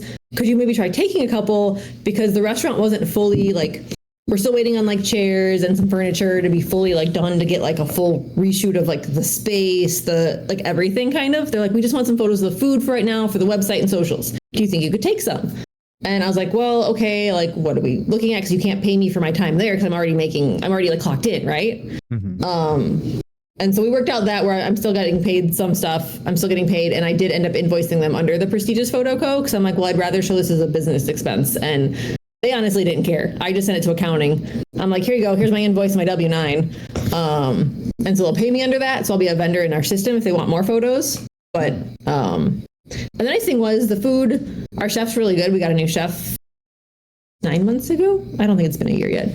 And basically, as soon as the food was shot, we were done with the dish. He's like, here's a knife, cut it up, and we all ate it. So I got like 10 different dishes and a cocktail on like a Wednesday afternoon. That's so, a win right there. But no, so I came home and told Lucy, I'm not cooking dinner. No, that's kind of fun. So no, that's kind of good that you're still able to like find other little niches and still have it be under the Photoco brand. Prestigious we don't really site. Advertise it because we don't want our Instagram to be like, well, what do you shoot? It's everything. But I mean, we do family shoots. I'm going to probably do a maternity one in October. A former bride reached out and was like, hey, I'm pregnant. Do you do maternity? I'm like, yeah. So we do a little bit of everything. We just try to advertise for what we prefer to do. Mm-hmm. Exactly. So, which that makes sense. It's one thing where, especially for me, it's like I try to like show my diversity, but it's like I know I'm primarily a cosplay photographer, so it is kind of interesting. Like, okay, how do I intermingle some of these other stuff? It's like, do I create a new Instagram? But it's like because I've seen you do weddings before. You've done a couple of those, right? Like exactly. But it's like I don't want to dedicate a whole page of my wedding photography because I don't do it that much. And it's also the same, but it's like, all right, it's difficult juggling between multiple Instagrams because it's like, all right, how many Instagrams do I have? All right, I got my personal, my photo, my food cooking, my amateur cooking Instagram, and then my cat Instagram, which those have been Your cat has neglected. one? My cats have one, yes. It was I one did not cat, know but that. now it's two. We have the same. Got my cosplay personal, my photography, the prestiges. He's got his personal, his truck page, and yeah. I need a car page. I need a bike page. I need a running page. No. But yeah, that's a lot of work. It's a lot of work. Exactly there. And then, yeah, you kind of mentioned about how on top of like, you know, taking sort of little photo businesses, how Lucio brought Anthony to his shoot, right? Yeah. So stress. I mean, so a quick snippet of the video, right? So in the video, I mentioned poison ivy, a hand. My sister's hand got bitten by a Rottweiler. Oh, carrying a baby, engagement shoot, and a pissed off baby. A lot of things were happening in the last like couple days. And that was just, you know, in 2-3 hours. Yeah, I was gonna say. Lucy got that engagement covered in poison ivy because our backyard apparently had some and we didn't know. Yeah, so talk about challenges. Well, again, and that was like a question that Carlos did have is how has a child changed your business? Because again, you have started like you were doing sort of like for the first couple of years, you kind of were just on your own for a little bit, but then when your son kind of came in, then how that dynamic changed. But what funny I find it that Carlos is asking this because he should know. He's got what, 2 kids now? Yeah, Carlos. Still, just to see how you're handling it, I suppose. But I guess the easiest way to describe it is remember in high school when you had to ask your mom if you could go out on a Saturday night? It's back to that because she's our only babysitter. So it's, hey, mom, we have a wedding inquiry. Are you free this Saturday? Like this date? Like, could you babysit if we get it? And if she says no, then we hope they either want one photographer or we need to start finding second shooters, honestly, for those instances. So one of us can babysit and the other one can have a second shooter if needed. Yeah. Gotta pay your mom more for this side hustle as well. So, well, my parents are also getting to the point where they want to retire and they're traveling more. They're going out of town. They've got a cabin. They also want to have a life. And so, yeah. So while we're on the stream, if anyone out there wants to learn to second shoot or does weddings and need some extra money occasionally, let us know. Fair. So we were talking a little bit about earlier of preparing for shoots itself. So like, especially how with your guys' dynamic where it's like, all right, whoever's the first to make contacts, you know, they're kind of like the lead photographer. They make all the plans and communications. But now it's like the day of like, you know, the event, the shoot and such. What's kind of like in your bag that you guys usually carry? And besides the camera, what is something that you would never leave home without? I'd say for you, the harness, the dual harness. Oh, yeah. So the harness for sure. Okay, camera equipment for sure. Cameras, lenses, our go-to lenses. But then we also have our triggers. We have our stands that hold our lights. Off-camera flash in general, we don't leave home without. We carry those regardless. I mean, even if I don't care if the space is like a 2x2 square, I'm still gonna figure out how to use those lights. 2x2 square lights. What else do we use? I mean, that's the biggest thing, lights and the camera harnesses, because otherwise everything in the camera bag, I mean, unless I use that stuff I have to like stand the rings up, like that sticky stuff, that's only for weddings. Still, I mean, that's something that you still have in your bag. As far as like what we can't leave, like what we'd never leave home without. Batteries. Yeah. Memory cards. Battery charger. We've charged batteries at weddings before. Yeah. Sometimes I'm very trigger happy. And the next thing you know, I look at my battery and it's like, oh, okay. Like I still have backup batteries, but then like if you're doing a 10-hour day, man, that battery goes by fast. I will say that is the one downside to upgrading to a mirrorless camera is I used to be able to shoot a wedding and then do half another wedding on a single battery on my Canon, whatever I had. I can't remember off the top of my head right now. Now that I've switched to mirrorless, I need like 3 batteries for a wedding day. And I'm like, this is kind of annoying, but it's what it is. More. Yeah, no, that's kind of interesting where it's like, at least that's how I've learned. It's like, especially when it covers like just bring the battery charger and just like whenever it's dead, or whenever you have your camera placed, just have that just charged in the background and just kind of just keep going through. Because again, you don't know if like you run back, you go through your reserves and you're like, all right, now I got to go through this new battery that might not even be fully charged, but just gotta like tag team it, I suppose, in that way there. 100% happened to me at a wedding last October. It was my first full day wedding on my new camera. And I brought batteries, and I brought some of my older batteries because while they worked with the camera, they didn't last nearly as long. And I was going through batteries too fast, and I didn't bring the charger because I didn't think they died that fast. And I was scrambling. I was really worried. I had to really cut back. I used actually Lucio's second body for the second half of the reception because I was like, I learned my lesson real fast. Team Nikon. That's all I gotta say. No. No. Actually, yeah, like that's another question, I suppose. Like, because Danielle, you're more of a Canon, and Lucio, you're a Nikon. So, 100%. how's that dynamic work? Especially because isn't it like any, especially when you guys are editing, do you see any like differences between them, or how do you like work through that? So we used to sync Kelvin balances and shoot in Kelvin for a white balance. We've kind of stopped that as much, and we'll just do auto white balance. So it's a little bit more similar.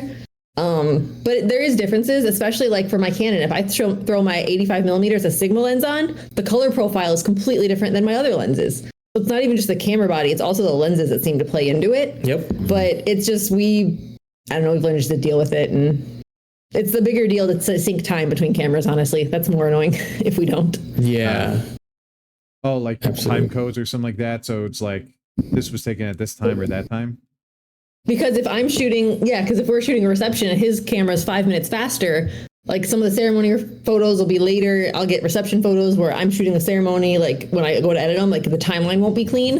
And so you're spending a ton of time like rearranging photos. Rearranging, yeah. Is there also That's like the thing that sorry. no, continue. Sorry, I interrupted. That's one of the things that we didn't know when we initially started. We were, that was like our first time shooting together, two different bodies. Obviously, she said she had like she has a Sigma 85, and then I had my Nikon lenses, and I also had like the Tamron lenses. So like you will just see like the pictures like It's so different. It was so strange because you will have to go into Lightroom and then choose the ones you wanted, but then reorganize them to kind of match the timeline of the day. And then once you started editing, you still had to fine tune the next picture because it could have been shot on a Canon with a Sigma, or a Canon with a Tamron lens, or the Nikon with the Tamron lens, or the Sigma lens. It was a disaster at first. I told her like we can't do this like again. We need to figure out a system here. Yeah. And eventually we did, but man, did we struggle at the beginning.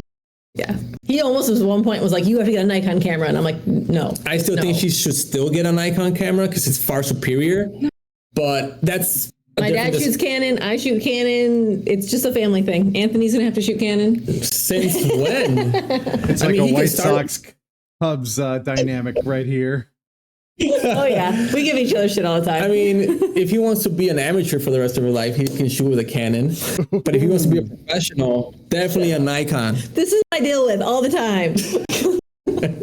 We're just talking convection, like stovetop or like induction stovetop at this point. It's like, it doesn't matter how you cook or what device you cook it. You're just trying to cook and make a good omelet right there. So whatever devices or techniques you do, you're just delivering no matter what. If that's what you want to tell yourself, buddy, go ahead. I know you can't, guys, or Sony, whatever. Wait, Eric, what do you shoot? I'm a Canon. Okay, that's what I thought. See, he knows better. Well, that was one thing where, like, when I did do a photo shoot one time, or someone booked me for a photo shoot, a cosplay shoot, they literally handed me their camera, and I'm just like, yeah, it's like, okay, you're trying to make this, you're trying to make this baker trying to cook a filet mignon or something like that. Or no, I don't know your gear. I don't know your camera. Like, no. Exactly. So it's that. But it's like, I got my gear. I work it however I can, and I will deliver the photos as what I can there. So as I said, it's kind of like funny with that dynamic there.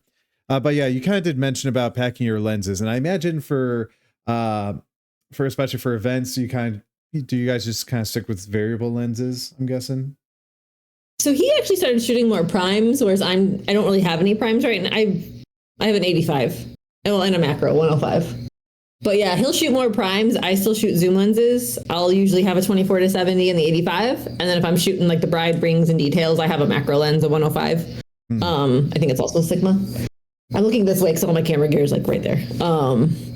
But yeah, you primes, me zoom lenses, and a couple specialty lenses in there.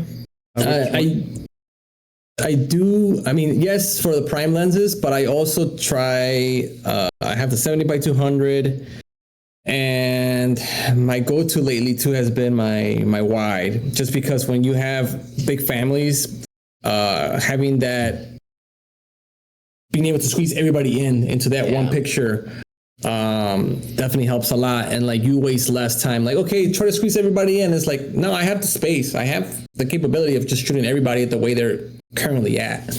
So that's a 16 by 30 Nikon lens that I have. That's been in my bag consistently wherever I go. And then what's the one that is your favorite that just sticks onto your camera at all times, or a majority of times? 35 millimeter, actually. That's been whether it's car stuff, wedding stuff, parties, or just even like walking around. Like my 35 is usually the one on my camera. How about yours? Sorry, I was getting my chair again. Yeah, I was gonna say. What about you, Danielle? What's your favorite lens? I don't know if it's my favorite, but it's basically like my safety net I have on my camera at all times. My chair is going down. What the hell? It's my 24-70 2.8. So like, it's kind of like I shoot everything on it because it's so versatile. Sorry, my chair just... Just having technical difficulties. Dude, everything. My camera stopped. My computer stopped working, so now my chair's got a break.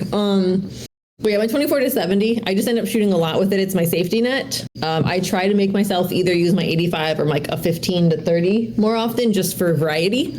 But yeah, 24-70 is everywhere with me. And you kind of mentioned a little earlier that you guys pack flashes. So do you kind of primarily shoot flash, or is there times where you try to do natural light if possible? And if so, when do you try to do that?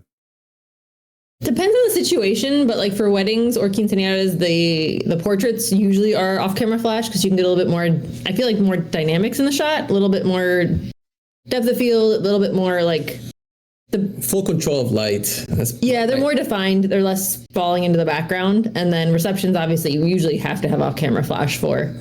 But yeah, I've found I don't really care much for shooting natural light so much anymore. I don't think you'd do a ton unless it's cars. But or like the surprise proposal you did, just because you can't put lights and flash if you don't know.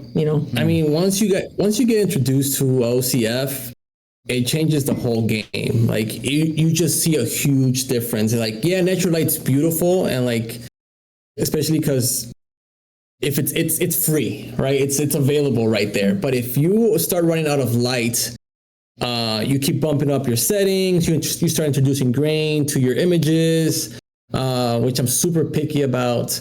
But then if you switch over to OCF, it's like you have full control, how bright, how dark. If you want it more closed off, more direct, you start introducing like gels. Like now you're playing with something completely different, and it just opens up a whole new like scene for you, and kind of makes you almost stand out from the others. Natural light, don't get me wrong, it's beautiful if you know how to use it. Flash is more versatile. But yeah. A good example for light, like the off-camera flash we use, it was actually back at Light Fantastics a couple of years ago with Anthony up in Door County, and you were probably there too, honestly. I wanted like sunset photos. Well, it was cloudy and we were in the forest near Pebble Beach. I wasn't getting sunset, so my light stand right here, I threw an 8200 light on it, threw an orange gel on it, like I think like a half CTO gel, and had him go stand behind a tree and point, not behind a tree, but next to a tree, and point the flash like over the girl's shoulder. So it basically looked like the sun was setting behind her. She had a sword in front of her. I don't remember what cosplay it was. I think it was something from Critical Role. And so I could recreate sunset in a wooded forest on a cloudy day. So that's some of the versatility you can get creative with off-camera flash. I mean, you could do sunset photos in golden hour with a bride that way. If like it's rainy or the rain stops and they were really hoping for golden hour photos, you can recreate it. And it still looks pretty good.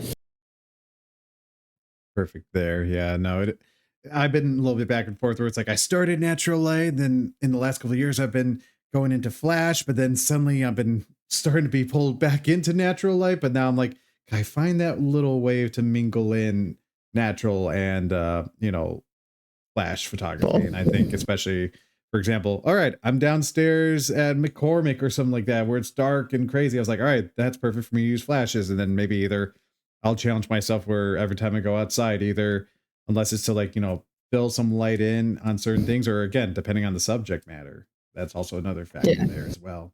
One reason also we do it, because like as I'm watching you edit, you're masking out people, you're masking out different objects and stuff like that to change their exposure, their color profiles. I'm a big believer, and I think I learned this from my dad, like make the camera do all the work. So your editing is a lot less work. So off camera flash, like I don't need to like really mask anything out.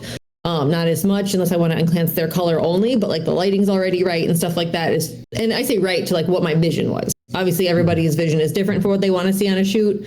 But if I can get everything done in camera, my editing time is greatly reduced. And so sometimes that helps for what I'm envisioning if I can do it with off-camera flash and just make the camera do the work.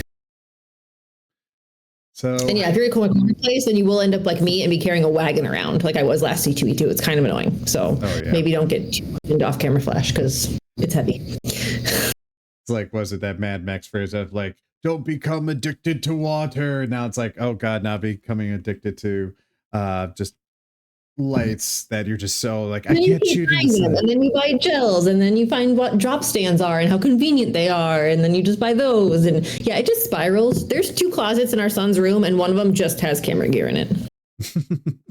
I mean, yeah, he's not able to access in there unless starting to have him be a photographer at a young age. He probably will be, whether he wants to or not, because by like 5, he could be a social media assistant, right? True. Some that degree there. And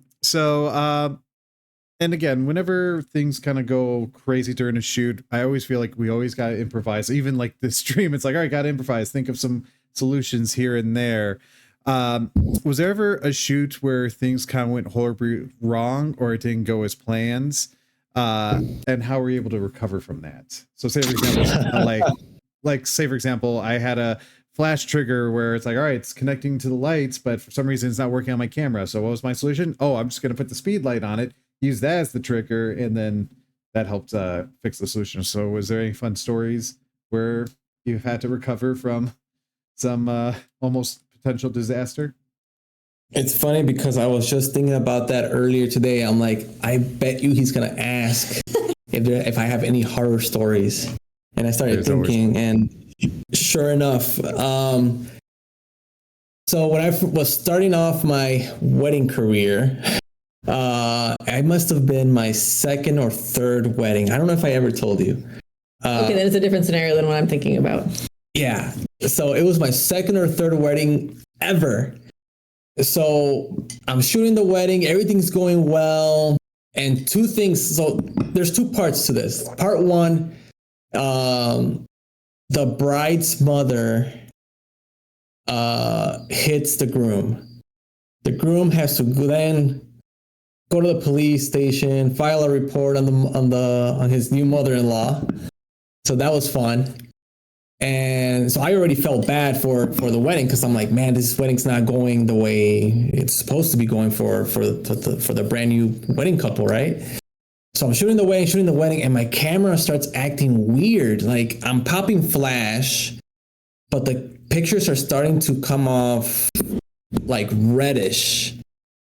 And it was my camera equipment, I feel like was on par with the way I take care of it. So I'm taking pictures, and like my cameras just started getting slower and slower. Like the menu buttons weren't responding for some reason. Well, the next thing you know, like I take one more picture, and now half of the image is missing, and then the rest is showing up. And I'm like, this is not good. And I take off the flash, I turn off the camera, take out the battery, put it, just restart the whole thing. And it's still doing the same thing. And I'm just like, oh no, this is not good. So I take one more picture and then the camera just stops. The shutter no longer exists. It left the chat. And I'm trying to like figure out what's going on, right? And the wedding is still going. Like it's still, there's like dances still coming up. They're still gonna cut the cake. The party is just not gonna stop because the photographer is having issues. It's not. So I have to make the hard decision to tell the bride and groom that my camera broke. And it's like one of the most terrifying feelings that I've ever had in my life, because it's like, I hate to break it to them, like on their special day. And so I go up to the groom. I'm like, hey man, can I just talk to you for a second? Like, look, this is what happened. My camera just decided to give up. And he's all like, oh, well, I'm sorry to hear that. Do you want to just call it or what? I'm like, I couldn't give him an answer that I felt was the right answer. And I'm like, look, let me make a call. Let me make a quick call to a friend. So I called my friend. She had an entry-level camera that I could borrow. You told me this.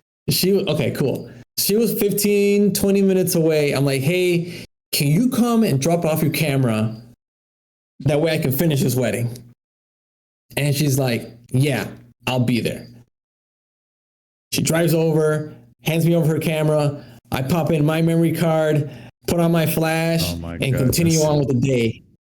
And thankfully enough, the groom was super chill. The bride was super chill, even with everything that happened to them personally. They probably figured everything happening to them, this was a minor issue. Yeah. I still gave them, out of the kindness of my heart, I still gave them a discount just because. You probably missed some photos. I'm pretty sure I missed some photos because I was down for at least like an hour-ish, give or take. So he was cool. She was cool. I gave them the discount. They were still happy with the pictures. And they actually even recommended me to another couple in the future, like years later. And I was just, me personally, I would have been like, nah, I'm not recommending that guy. He wasn't ready. It's definitely stuck with Lucio though, because when he first started working with me, I only had one camera body and he's like, you need a second. Don't ever go with one camera body. And I'm like, why? And then he told me the story. I was like, okay, well that sucks, but. So to any new photographer out there, even if you're new to the game, man, try to get a second camera. Borrow it from a friend. I know that's kind of like lending somebody your kid. Yeah. But if you can either borrow, rent, if you can afford to buy a second body, do it. Oh my goodness. Yeah, that is. You know what I thought you were going to say for the story? I thought you were going to say when my flash broke at Mauricio's wedding and I had to shoot the reception at 40,000 ISO. And that was before the noise feature this was like back in 2017, 2018. So Lightroom was, 40,000 ISO. My speed light gave out on me. Oh, goodness. Yeah. That camera was cooking. Oh, yeah. Everything was overheating. Oh, I can imagine. God, yeah. Like, especially for me, like, whenever I always have like my Pelican case where I can't just, like, where, in like video games where like you have like those like boxes of like your storage devices or just things that you could just store, but you just leave it in there, and in case you do need it, you go grab it. And that's kind of like what I have, where it's like I always like keep an extra battery in there, I keep an extra camera there, any lenses that I don't currently plan using, I'll just bring it just in case, but like I just keep it in the back of my car so that just in case a certain scenario comes, like I could quickly pivot or something like that. So I don't know, that's just always like that bit where it's like you just always got to have your reserves ready on the side right there. So that's some good initiative right there. Danielle, any horror story for you? Well, the wedding where I had to shoot at 40,000 ISO for the reception. Otherwise, I don't think I've had anything else I don't know, since then major happened, like as far as equipment or, I mean, the wedding in October I was running out of batteries, but I could use your camera. It wasn't the end of the world. You had your chargers. Danielle did break one of our off-camera flashes one time. Yes, I did that. It's fine. Who broke it? The nail or what? No, I did, Danielle. Oh, Danielle. Sorry. I thought you said a nail for a second. I was like, wait, no. what? We had our light stand flash in a softbox. We were taking pictures of a couple. They were nice enough. They were like, hey, we were trying to practice some lighting, some poses. We wanted to kind of like practice. And so they're a couple we've known, we've shot before. We did their wedding back in 2018, I think it was. Something like that. And the wind took it. I'm blaming the wind, not me. And it fell over and cracked and broke. And yeah.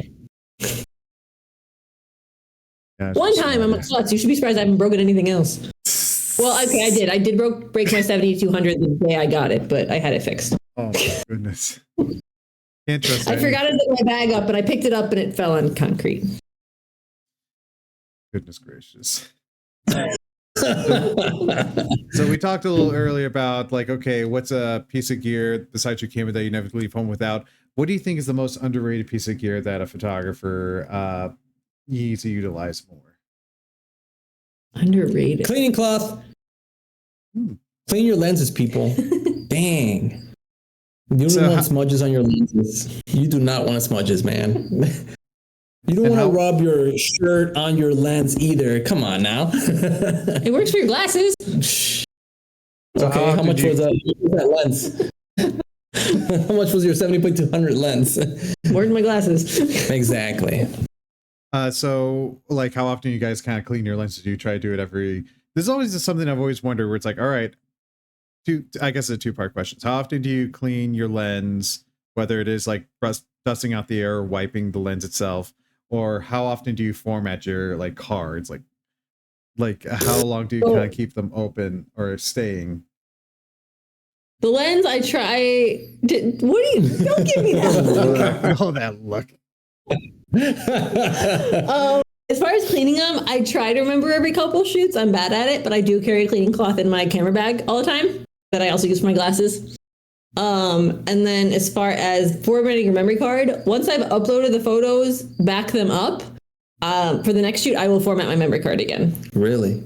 Yes. Okay. The food shoot, not so much. I still had just passport photos on there, but it was just passport photos and a food. It wasn't like I had 6 jobs on there.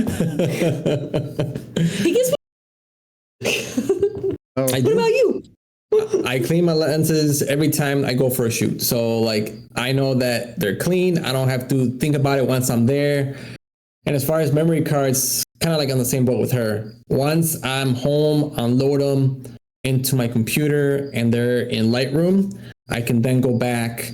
You don't back them up again first? What? You only have them on your computer and then you clear the memory card? You don't back them up onto a second hard drive? Well, they're already on my hard drive. Well, no, but I'll put them on my computer hard drive and then I have those externals I plug in and I'll put them on there. So it's backed up like twice. It's back up once. Oh, okay. Living on the edge. Living on the edge. Of glory. I haven't had a single hard drive fail on me. You've had to do recovery software. That was the whole computer. Oh. Knock on wood that was for that. Yeah, his hard drives have been crashed, but if you heard him, he said his whole computer did at one point. Oh, damn. That was a whole computer. That was just, it died. Yeah, I know I had some like memory card issues one time when I was helping out with like Amkey last year, the photo booth stuff, and suddenly I was just like, oh my goodness, like I'm not finding this whole section of like people at all. And thankfully, like Haley had like great ideas, like try those like memory recovery programs, and I was like, oh my god, this saves our butt so hard. And I don't know, it is kind of surprising how some programs can just save your life, but you just in that like panic mode in that quick moment there. Technology is great when it works. But yeah, when memory cards fail and you don't notice right away, it's rough. Mm-hmm. So now we're kind of like moving into sort of like more of like just open questions a little bit before we get into like that editing side. But so yeah, you guys kind of do like a number of different life events and such, but you also kind of do stuff outside of the company. Is there any sort of like subject genre that you've never done before, but you wanted to try to get into? And again, it could just be individual or you guys as a company as a whole, however you want to answer that. I don't think so. And we've done everything from light painting to urban exploring to weddings to daytime to nighttime to long exposures to short to flash, and I've we've kind of done a lot. We've done so much. I mean, it will be more of like, I guess the question will be like, which one will you stay away from more? For me, if I was to answer that question, I think it will be kids, man. Like kids are tough. Kids are really, really tough. Especially because, like, let's say like newborn photo shoot.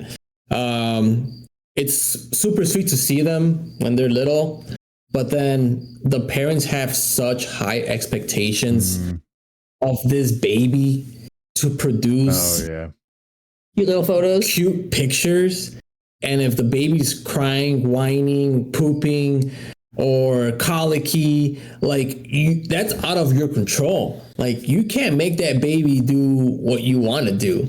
So instead of being like let's say an hour shoot, and this is like from my personal experience, instead of being an hour shoot, it turns into a 4-hour shoot because, oh, the baby's hungry. Okay, let me feed him really quick. Well, now the baby's asleep. Okay, now we have to wait. Okay, the baby's awake, but he's crying. Okay, well, we'll wait. So yeah, just no kids. We shot Anthony as a newborn. We got some newborn photos ourselves of Anthony. It took 2 days to get a small handful of photos. So yeah, we prefer not to do babies and children. There's nothing really else we haven't done that we can think of right now.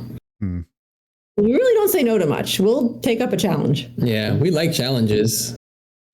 No, I know it is kind of shitting with kid photography because I was listening to a podcast and they were talking about kid photography or kid portraits and how it's like, yeah, it is a very big patience waiting game and all that stuff. And then it's like, you really got to know the kid, like even during the prep, you're like, all right, is there any sort of things that they like? Or is there any sort of like call signs of when timeout or not timeout, but just things to try to like calm them down? Is the kid also have any sort of mental illness that they should be aware of, just in case like they need to know like any sort of sensory kind of things that like, all right, this kid likes to be at the beach. They're like, all right, let's move the shoot to the beach or something like that because it calms them. But you know, they don't like, I don't know. So as I said, it is kind of like almost like intense research and such that just helps make things smooth like crazy there, at least from what I've heard.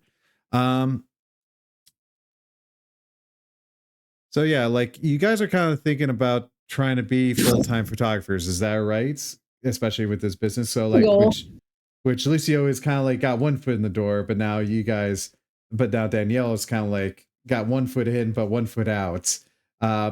What would you, so if you guys are thinking to be of a full-time business, what do you think would help push you into that direction there to be a full-time photo company? Probably 2 things. One, insurance on the open market needs to be cheaper because I have good insurance through my job right now. So that also kind of helps. But also it's going to be more marketing. We just need a more consistent bed of leads. We get them, we convert pretty well on the leads we do get, but it's like to get us through slow season. And like, obviously you don't really shoot a lot of weddings, January, February, March, stuff like that. So we would just need a little bit more consistency. That would make us more comfortable because especially now having a kid and formula is expensive. Like people say kids are expensive. Yeah, it really is. Like, holy crap.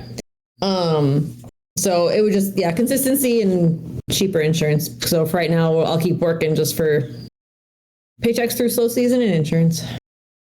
100%. No, it's kind of like that bit where it's like, I've always wanted to be full-time, but it's like, I don't mind, I got an HOA here for this location. I like that little stability that I have. And at the same time, don't want to be feeling too burnout from trying to just do too many gigs and all that stuff there. So yeah, like I talked to a girlfriend and she doesn't have a day job. They do other things. They own a bar. They've got investment properties, and her insurance was $1,500 a month. Mine's $500 for the family. Damn. I was like, oh, I don't want to pay an extra $1,000 a month. No, thank you. No, exactly. It's all the technical stuff. Plus the 401k match and a couple of the other perks. It's like, all right, I'll deal with this for a while longer. No, exactly. So another thing which I kind of notice you guys kind of sometimes do is that you guys sometimes make your own little photo studio. Is that right? Because like you've set up some like Christmas decorations and all that. Do you kind of would you like to try to have a photo studio at all to have a dedicated location, or are you just kind of fine with these little pop-ups that you guys do? Well, the pop-ups we do are in our living room. So we have a formal living room in the front of the house where you walk in and you're right there. And we have like our living room where we actually have like our furniture and our like Anthony's toys and stuff. So the front one really is just dedicated to being a photo studio. And the backdrops are pretty much always set up. There's really no furniture there, stuff like that. And it's all hardwood floors. So it's really nice. It's open. The ceilings slant up. That's part of the reason actually why we like this house is because it could accommodate a studio in the living room. Fun fact, we also have a portable studio that we take when we do headshots. And that thing's amazing. It's basically we break down the background and lights and just carry everything with us. Oh, perfect. But yeah, we like having it in house because if people want just like basic headshots or like we've been doing Anthony's like every month photos, there we don't have to leave our house. People can come to us. Perfect. So you don't need to buy your own studio space or have it be a dedicated location. You just like to keep it, for lack of a better word, all in house in that terms. We don't invite like complete strangers. Usually when we do our Christmas ones, it's friends of friends. Like it's not just, we don't advertise it to like the general public. So we don't have complete strangers in our house. Right. So if you had no issues with money at all, would there be anything that you'd like to include into the studio or something that you would like to add to your photo bag if money was no issue? Oh boy. How long do we have? Just think the first thing that comes to your mind. I'm not saying like a top 3 list or anything like that. Just. I mean, as far as if I was adding into the studio, probably like a bit more furniture or some props. But that also comes with the storage issue, which is why we haven't bought anything. And as far as for my bag, probably move up to the RF lenses because I'm still working with the converter for my mirrorless. I have the R5 Mark II and my old, like just my regular lenses or the EF lenses. So I'd probably upgrade to the newer glass. All right. So the 105, 600 mil, that new, there's a new lens that just came out. It's 24x70 f2 from Nikon that just came out. Oh, the Nikon lens that has like the internal zoom or something. Yes. I will just cut him off. You keep going. Yeah, I can keep going. So I'll just stop there. So lenses, mostly lenses. Just new lenses. All the lenses. You'll have like a whole row of shelf of lenses. Like some people have bookcases. You have a lens case. Yeah. Or bookshelf. Yeah. Maybe a third camera. I don't know. Just more toys to play with. Exactly. Yeah. Experiments around there. So we were earlier talking about genres that, you wanted to get into, but especially for some of the work that you guys been doing, do you think photographers stumble into their genres of photography or do they actively pursue it? Because God knows, like when I didn't expect to get into cosplay photography myself. It wasn't something that I was expecting, but yet here I am able to do a little bit of a good side hustle business with it. So I think almost you stumble into it because the only reason I started doing wedding photography was I was shooting like the city and one of my, at the time, employees, I guess, him and his partner wanted to get married before Trump got inaugurated the first time because he was worried he would stop gay marriage. And they're like, we're not going to have a photographer. Like, we don't have a budget. Like, this is super last minute. And I was like, look, you invited me, but you said I couldn't have a +1 due to budget constraints. Totally understand it. But I don't know most of the people at this wedding. Can I just photograph it just because I'm going to feel awkward just sitting there? And I'm like, I offered to do it for free just so I wouldn't feel awkward, but I wanted to be there to support him. And he said, yeah. So that is how I started shooting weddings. He gave me $100 tips. So I made $100 my first wedding. I'm kind of 50-50. I've always known that I wanted to shoot cars, and thankfully I had the opportunity to be able to do so and know like a lot of cool people with cool cars and also be in magazines with my work. But then again, as far as like weddings, like that, I just stumbled onto that. Because I had one time, my first wedding actually, it was I got invited to a dinner by one of my friends, and he's like, hey, I'm gonna introduce you to this one couple. They're looking for a wedding photographer, and I was just like, I don't shoot weddings.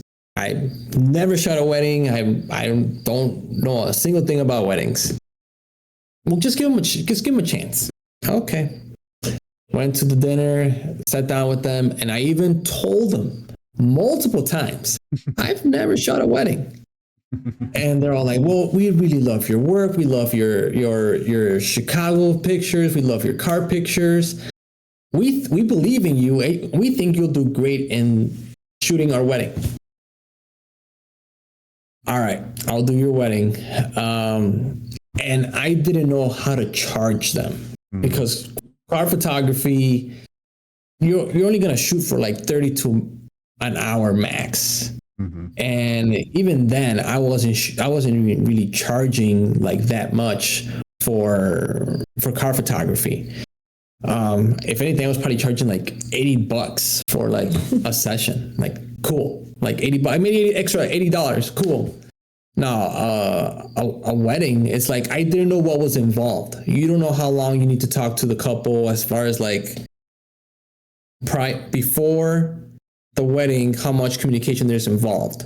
And then during the wedding, what kind of shots you're looking for. I was on YouTube literally like, how do I shoot my first wedding? Search. And like I was just watching YouTube after YouTube after YouTube. And then the editing part, like I was not expecting to take, 2,000-3,000 pictures that day. And now I'm like, oh my God, like I have to go through these. I have to, and in my head, I'm like, I have to edit 3,000 pictures because I didn't know. So then like after I got done with that first wedding and then I got my feet wet, the second wedding came around and that's when, my camera broke. And I started really like putting two and two things together. How much time is involved. And then the equipment, like I was still renting equipment and I was cutting into my cost because I think at that point I was charging between $700 to $1,000 for like a 10-hour day, sometimes 12 hours. Yeah. Plus the time that like I'm not even considering my editing time or me talking to the client prior to like, hey, like when is, what ideas do you have? Like, do you have a timeline for your day? Do you have any ideas that you want me to execute? Like, who's coming? How many guests? Like, man, it's like I was doing so much work, and until I got with Danielle and we started really like researching and like talking about like price point.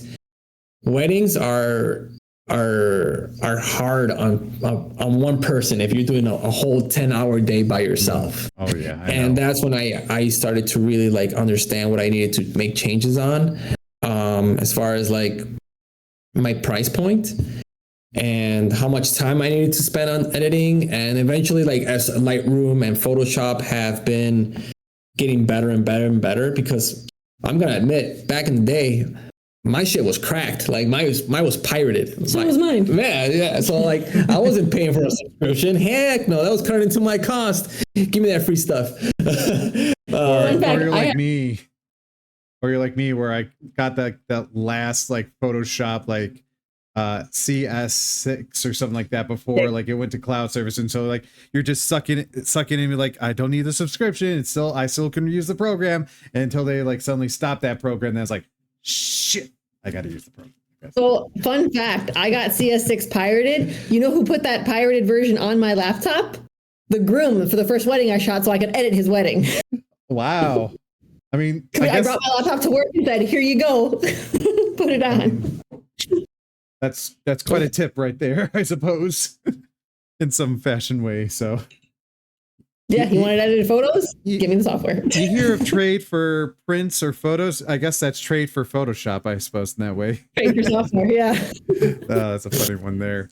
Actually, no, Lucia, with what you were saying about like, just the hardships and all that stuff there, would you consider that be the hardest lesson you ever learned on your photo journey, or was that something else? And then same question to you, Danielle. I will say so. I mean, it was a huge learning experience just from me. When I choose cars, they don't move. They don't talk back. If anything, I'll just tell the owner, like, okay, go move the car, quarter turn and leave the lights off, or leave the lights on, or whatever. With bride and groom, two different personalities, and then God help you if you have a momzilla on board, or you have a crazy uncle or crazy kids running around. Like, it was a lot. It was a huge learning experience, especially like as a newbie, like taking all that stuff and then like, okay, how can I become better? What do I need to change to make my life easier? Like make my day easier. Those were all like little mental notes that I was like trying to figure out as I was going. And like, I had no one to lean on to ask those questions. And eventually, as I started getting my name out there and, getting my work published, I ended up talking to one of my, mentors at that point. Shout out to my boy, Eddie Magic. He was a big inspiration for me because I will talk to him and I'll be like, man, like, how can I approach this? Like, I got this magazine approaching me. I have this wedding. How can I, like maximize my profit? And he was able to guide me.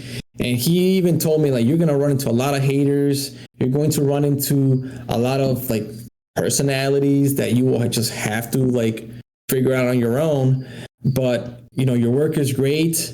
Don't let nothing like bring you down to where you're like, don't ever doubt yourself. That's what he was pretty much getting at. And so he helped me a lot, and I was able to lean on him and ask him a lot of questions as I was going along.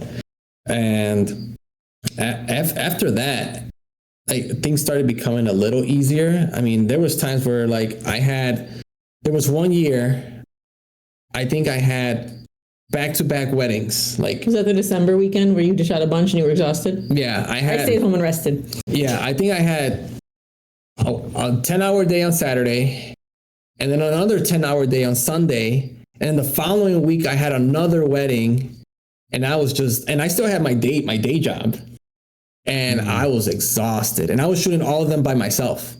I had no second shooter because they didn't contract it, like you weren't charging enough. It was back in the day, right? I wasn't charging enough to like bring Danielle in either. So it was just enough for me to make enough for myself. But man, that was a really rough December. Yeah. And I would not do that again. That was tough. Unless it's like, now you're paying me my true value, then sure, let's do it. But man, that was tough. What about you, Danielle? What's been the hardest lesson you've had in photography? That's rough. I was trying to think, and I mean, charging what I'm worth was definitely it, and being confident behind that, because I was always more like, oh, you can't pay me that? Well, I'd rather work and make some money than none, but we've definitely learned to say no to some jobs, and it's fine. I'd rather, you can't afford me, you can't afford me. But I guess when it comes to like weddings and stuff, the hardest thing was learning how to direct people and pose people, because I would just stand there with the camera and be like, okay, do something. And obviously that's not what you want from your wedding photographer. So I don't know. I think charging what I'm worth and being confident about it, and learning how to direct people and work with people in general, because even my day job, I'm very much behind closed doors, looking at Excel sheets, more analytical. I'm an introvert. So I'm a homebody. If I don't leave my house for a month, I'm okay with it sometimes. So granted, I've never, outside of COVID, I haven't gone that long without leaving my house, but yeah, being able to talk to people and like effectively communicate, probably the hardest. Yeah, have to be an extrovert photographer for us introverts. It's always a struggle just to mentally prepare ourselves. Be like, I gotta be social. That's why this one takes all the calls for the consultations. I'm like, you talk to people. He used to do sales. Yeah, but sure did. Yeah, in terms of like, agreeing to stuff that it's not a good fit, as my dad always says, misery's optional there. So is there any sort of like quote that you always had in mind that has changed your mindset in photography, whether it's from someone that you know or from any sort of photographer as well? Because I always like trying to see if any photographers go by any sort of wise words. Not for me. Not any type of quotes, but don't give discounts to friends or family. We learned that the hard way too. So I guess I learned that the real hard way. I'll go into it. I don't care. I had my cousin's, she was getting married. Her brother had passed away and we were very close. And I felt like it was my duty to help her out. And in honor of my cousin that passed away, because it was her brother. So I reached out to her because I knew she was going to be getting married. And I said, look, I will love to shoot your wedding. And I'm not going to give it to you for free, but I'm going to give you a massive discount. And she was all about it. She's like, okay, that, you pretty much got it, but I want to run this by my fiance. Okay, cool. So I talked to the fiance. Hey, I don't really know you. You don't really know me. My soon-to-be wife is telling me that you're gonna, give us a pretty much like a good discount on the wedding, and I would like to, just hear your pitch on what you have to offer, what you're bringing to the table, and we'll go from there. So I provided him all the details. Boom. And he comes back and says, okay, well, I will still like to see your work. I'm like, wow. Like in my head, I'm just like, I'm pretty much giving it to you for free, but you still have doubts. Okay, that's fine. You don't know me. I don't know you. So I show them my work, and then like the next day they're like, yeah, cool. Well, write up the contract. Cool. Write up the contract, send it over to them. They sign, I sign. And I'm not scared to say how much I charge them. It was literally $500 all day, both of us in Starved Rock. So I still had to drive from my house all the way to Starved Rock and still come back the same night, because they didn't say like, oh, well, we'll hook you up with, stay here at Starved Rock with us or whatever. Like, no. Like I still drove there and came back, and Danielle came with me. To be fair, I would have gone anyway because we were invited to the wedding. Right. So she volunteered to also help me.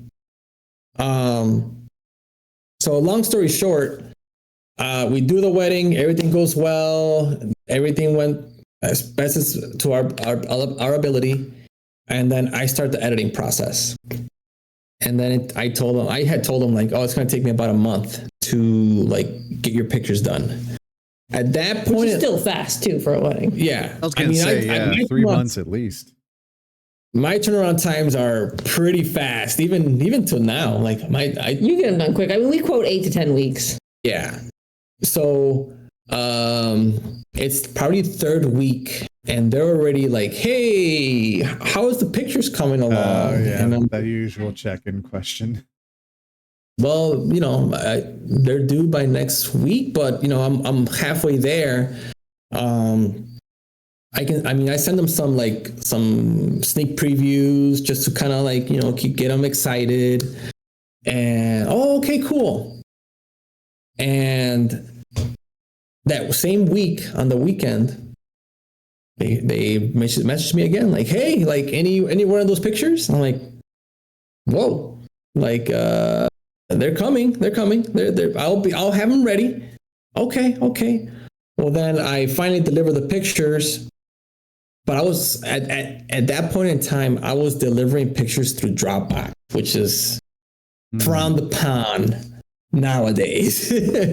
So you're pretty much just like sharing a link to like a storage folder, and like you're just going through there, and it's bad. It was bad. Okay, I admit that part. But that was the only way I could deliver such amount of pictures like without having to like separate them at Or that pay for editing software or a delivery, like right gallery hosting site, whatever. again marginalizing profits here. So Dropbox, do not recommend that. That's very, very bad as far as delivering pictures. But anyways, they get the pictures and then they start telling me like, hey, like there's this one moment in time where I took this one picture. Do you have it? I'm like, it's in there. Well, I didn't realize that some of the pictures hadn't uploaded for whatever reason. So then I'm re-uploading everything. So I removed all the pictures, re-upload them. And I was having internet issues that week for some reason. And they were telling me like, oh my God, like, why are the pictures not done? Where are the pictures? How come this was missing? And I'm just like, hey guys, just, be patient with me. I'm having, issues with Dropbox. I'm having issues with the internet. I'm not sure what's going on, but if you want me to, I can put the pictures on a USB. I can drop them off. Like I was going above and beyond to get them delivered. And unfortunately for me, it was not good enough. So I said, look, I'm going to get the pictures uploaded to Dropbox. I'm going to get 2 USB sticks, put all the pictures in there. I'm going to mail it to you. Or if you want me to, I'll even drop it off at your house. No. It's okay. Just go ahead and mail it. And then we'll go off of the pictures once you upload them correctly. Okay. But yeah, that was probably one of the worst experience I've ever had with a client that was also happened to be family. And I learned that I will never do that again. Like, I don't care if you're my grandmother. I don't care if you're my dad's best friend.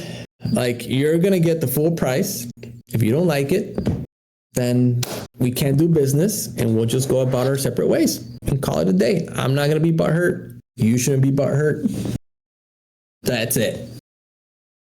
No, it is that little bit where it's like, you do want to throw a little discount for someone, which albeit I did that for a friend's wedding, albeit it was like an elopement and it was very smaller and didn't have the full like hours to it all. But you do want to try to give them a little discount, but then it's like, yeah, you don't want to devalue yourself as a photographer there. And then it just gives people leeway to say like, oh, think that, okay, they're able to negotiate to a lower price. Maybe I can get some more out of it or something like that. So you just got to be firm with what you stand for and to that degree.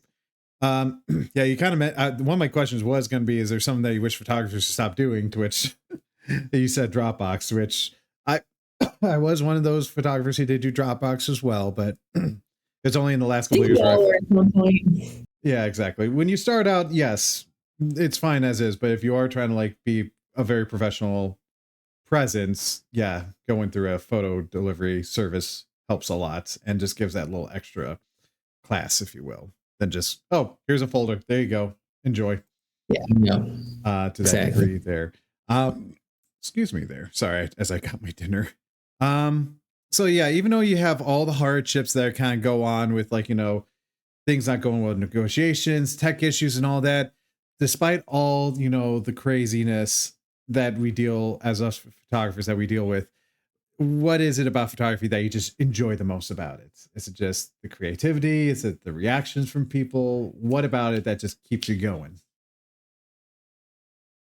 Yeah, just envisioning something, you're like, okay, I can get this shot. And then, I don't know, getting it just, I don't know. I guess it's been part of my life for so long. It just makes me happy. It's just a hobby that like, I thoroughly enjoy. Like, even with the stress of weddings, I just thoroughly enjoy it. And I think it makes me feel good to capture the moment, to get the shots I want, to get something that looks really good. And that like, I don't know, people would want to hang on their walls. Honestly, for me, it sounds weird because yeah, the day is stressful, but it's almost like a high. Like I like the stress of it because it gets me like a weird high. Like, okay, like I was able to carry around 2 cameras and like 10-hour day. And I had, like a crazy uncle get in the shot, but I was able to like maneuver my camera and get the shot still, or I was able to create it within such a short period of time. That's kind of like the high that I get from from the weddings, which is kind of weird to say out loud, but that's initially what I feel like, and it's cool because I get to edit those pictures. I see the pictures, and I'm just like, man, I killed it. I did a slam dunk on that wedding, and like I can't wait for the couple to like get the pictures, and then some of the clients that I've worked with, so I don't know why we end up either being like friends, or they'll send a picture of like prints of our work on their wall or in their office. And I'm like, oh, okay. Yeah, that's how I know I did a good job. Like when they print it, they hang it up. It feels really good. That's like my second high right there. My runner's high. Runner's high. Oh my goodness. That's so fun there. So passing through the open questions, now we're kind of like gonna move into like more the editing aspect of it, which, you know, that's always a process there. So what's your usual process whenever you do after a shoot? Do you immediately start editing? Do you cull them at all? What makes you decide which photos to edit? Yeah, we'll go through, we put them all in timeline order, and then we just go through and pick the ones we want to edit. And we usually pick more than we end up delivering, because then once you get into the editing, you end up kind of like removing a few more here and there. But yeah, we go through, throw them in the Lightroom, cull them, and then I don't edit right away. I'll edit like one or two of the ones I was looking forward to editing, but otherwise I'll take a break for a couple of days and then come back to it and then kind of sit down and edit. My process is I upload and pick them, and I kind of just do a test edit just to see like, okay, kind of how it's going to look. If I like the edit, then the next thing you know, I'm editing like 10. And then like, I look at them, and then I'll kind of like fast forward to like, maybe like the ceremony. Then I'll fast forward into like the actual reception, just to see like, did I do a good, kind of like reassurance almost, like, okay, did I do a good job? Did I hit my focus points? And then like that calms me down, because then it's like, okay, I have all the key points that I wanted to hit, and they're all nice and clear. They're either nicely lit or whatever. And then I can go to sleep. Yeah. And we do usually offer like sneak peek previews within a couple days. So we'll edit at least a handful and give them to the bride and groom. That way they have something to post on social. So it's not just all cell phone photos. Exactly. Yeah. I know it's always like trying that difference where it's like, oh, just like at Anime Magic, it's like I already see people posting photos from there. I'm like, well, how you got the energy to do this after a full bloody weekend?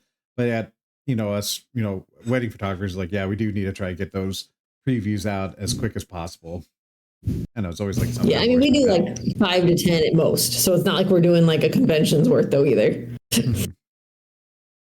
Or just getting photos for all the different cosplayers that you either got lobby photos from or something like that. So I can't do that hustle anymore.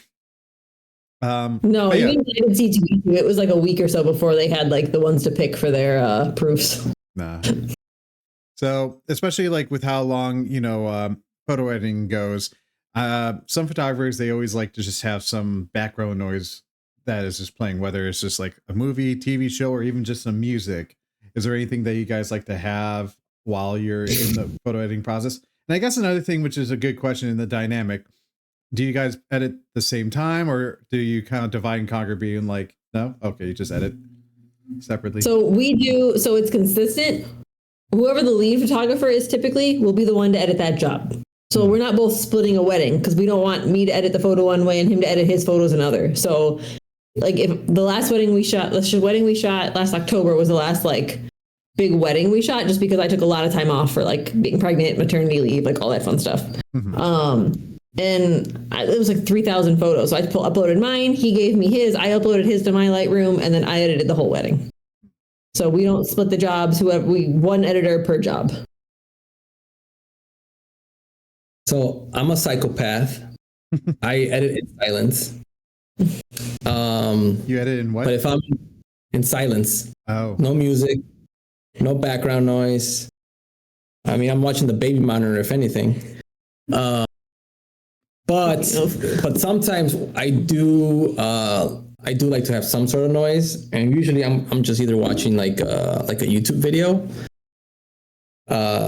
just for the noise. It could be a really interesting video, and maybe I'll glance at it here and there, but just to kind of like keep my mind like awake. If otherwise, like if it's during the day, like complete silence. Like I just focus on the task at hand, and I'm just going at it, boom, boom, boom, one after another.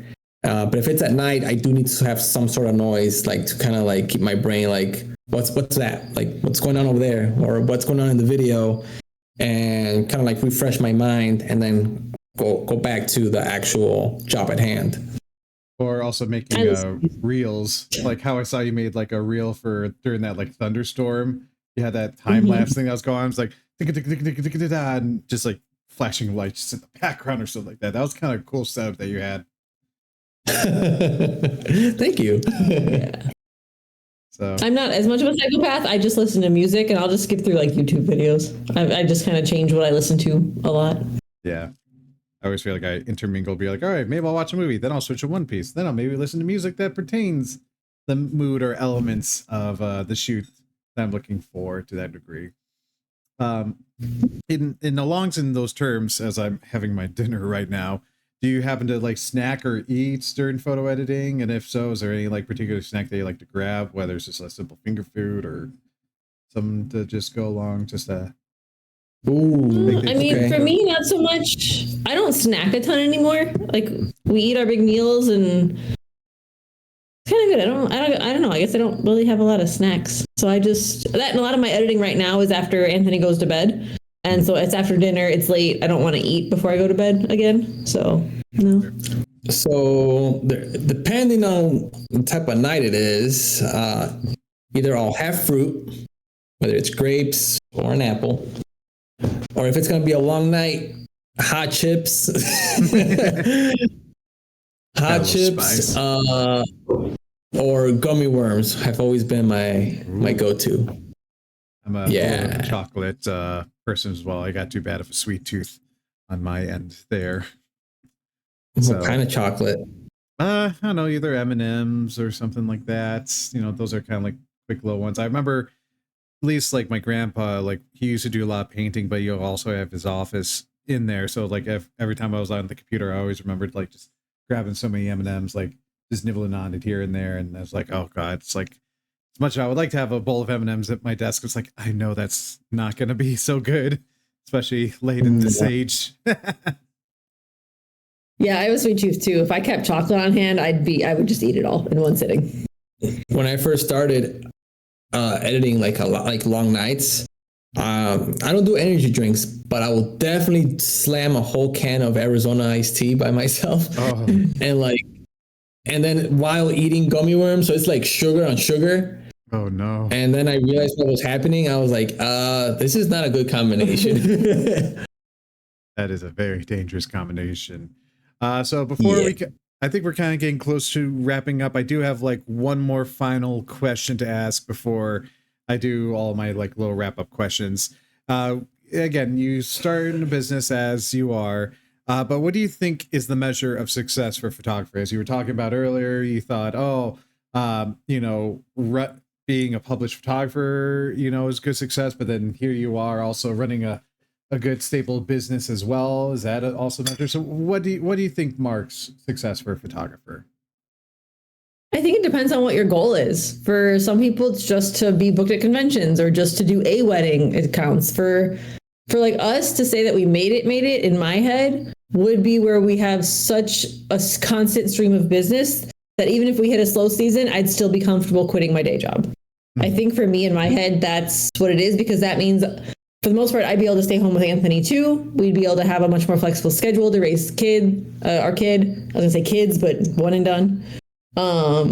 But yeah, I guess that's the ultimate success for me in my head. But I mean, right now I feel like we're successful because we have a growing business and we're still shooting and doing what we like. I am 100% with what Danielle said, and just to kind of piggyback off of that, because I think having just a consistent work, just knowing that we don't have to stress about like, oh my God, like December and January, like those are that's our slow season. How are we gonna pay for Christmas presents or something, and not have to worry about that? Right. That will be my peace of mind. That's when I know that okay, we're doing good. We have bookings ahead of time, and this year, next year, and even the following year, we're already booked. Yeah. Perfect there. And I think a good one to start wrapping up. So thank you, Danielle and Lucio, for being such wonderful guests. Talk about your experiences over the years of running a business together, the fun camaraderie, banter with your partner and all that such. And, just kind of like ways of, just growing more and more and just diving into this. Again, from what you've said, your journey just started with like trying to figure out what to do, doing a lot of like, motion photography, cars, and then suddenly doing more meetups, and then finally finding something that has that good stability of money and all that stuff to your business. Is there any sort of fun projects or plans that you guys have coming up in the near future? For me, it's nothing set in stone yet, but I want to do some Halloween shoots, and I've talked to a cosplayer, and I'd like to do one just because with Anthony, I haven't been able to get out and shoot for even fun soon. And I love Halloween. I love shooting horror. And so she's agreed to do a shoot with me at least one, maybe more.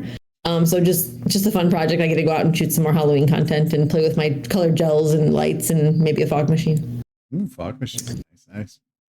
I got to buy one, but we'll get there. So I've been secretly working on videos for YouTube. No, I'm just kidding. I'm working on YouTube videos, but I also have a little project that I'm working on that probably will never make light. It's just mainly for me and Danielle and maybe family for Anthony. So I've been messing around with the Insta360 camera. So if you guys don't know what that is, it's pretty much a camera that you can see all the way around 360 degrees. And I just been, taking it out with Anthony when I go out with him to the park or we go for a little drive. I just carry the camera with me and I'm just trying to get just creative angles and just trying to see what I can do as an editor, as a video editor now, and come up with, and like, it's just a fun little project. Like I said, I don't know what's if it's going to even ever make it somewhere where I could possibly share it. But I'm excited just to work on that project right now and see what happens and see him grow and then look back at this project and be like, oh yeah, I did that. Man, that was crap. But yeah, that's pretty much what I'm working on right now. No, that's an exciting project. I mean, it's kind of no different from this, where this was like an idea, like snap and chats that I've had for years. And it was only until I finally like started it up and it learned like, okay, what can make of it and improve upon it. So I think that will be kind of like the same venture as well, where you kind of get it started, you get some more ideas and add to it, find new elements and things to help make it into whatever series that you might have it be. But yeah, so before we go, I did put all your socials right there, but for all the viewers, do you want to give out your socials or where people can find you? I mean, most of our socials, our website, everything is under the Prestigious Photo Co. or Photo Company. It's the word prestige with apostrophe S, like Prestige is our last name, because a lot of people think it says prestigious when you say it, but no, just the Prestigious Photo Co. And yeah, if you've been paying attention to Eric's stories, he's been tagging us, so just go there. Find us. Find us on YouTube, Instagram, Facebook. Like, yeah, just follow us there. And you won't regret it. And perfect. And any last words or thoughts that you like to give out to the viewers before we sign you off? I don't think so. I mean, this has been fun. Thanks for having us. Yeah, I appreciate you ending by 10 because I get to wake up at 3 a.m. to feed Anthony, so I get some sleep. Yeah, we appreciate your time, your guests, your questions. I hope that it was a learning experience for some, and they're able to take something away from this conversation and learn and apply it to their business, their life, some sort of way, somehow. But yeah, thank you guys. Thank you again so much, Danielle and Lucio, for being such wonderful guests, and hope for many more photo adventures for you both. So thank you so much, and have a great night. All right. Thank you. Thank you to, again, once again, Lucio and Danielle for coming in. They brought a lot of great words of advice. Again, when you're starting out your photography, just be open to anything that you want to try out. Just experiment, learn. You don't know where it might lead. It could lead you into love. Always be on top of all your equipment gear, whether it's just, experimenting, learning with ever new devices that come out, but also take good care of your gear. Wipe it down, your lenses, do as much as possible. And formatting, let's back it up first before we do that. It's always great to always ask for advice on any projects, because you just want to prepare as much as possible. And if things don't go well, if you start to make mistakes, learn from them so that you know what to expect for next time, including one of the advices was don't give discounts to friends or family. Sometimes finding that good little niche to separate yourself from other photographers is always good, i.e. in the scenario where they had the wonderful marketing of being bilingual, biracial, and bourbon lovers. So honestly, I didn't even realize the triple B marketing right there, and I love that. So, but especially for running a business with your partner, communication is very key. Lay out your day, lay out the plan, see who could cover what. Talk as much as possible. And if things don't line up, don't yell, just be reasonable. But again, with anything, just having a strong foundation and trust with each other is very important there. And albeit constant work and growth is what is a great measure of success. So thank you again for everyone for hanging around, chatting, and handling with all the technical issues right there. I'm not sure when I'll be back streaming, because how I am going to be going to Europe, and we'll see how that adjustment period will be. But I'll keep you all updated on next stream. And I already got my next guest lined up for September, to which be ready for those announcements there. But yeah, so I think, we're going to raid someone, especially if we were talking a lot about photography, especially wedding photography. I see this one person, Carly Girl, who is doing some editing. So yeah, let's get a raid started right on over here. Give me a little second, because it always has been a little bit of like, where do I go for this and that? Because I lose my settings here. Yeah, there's them right there. If you want to raid them with the emotes, that's perfect right there. Let me get that raid notification on. I'm excited for the trip. It's gonna be a fun little time right there.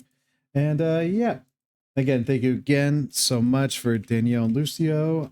Go give them the follow on their socials right here. And yeah, we'll be seeing you guys later. Have a great rest of your night as well. Be safe, be well, and we'll see you guys on the next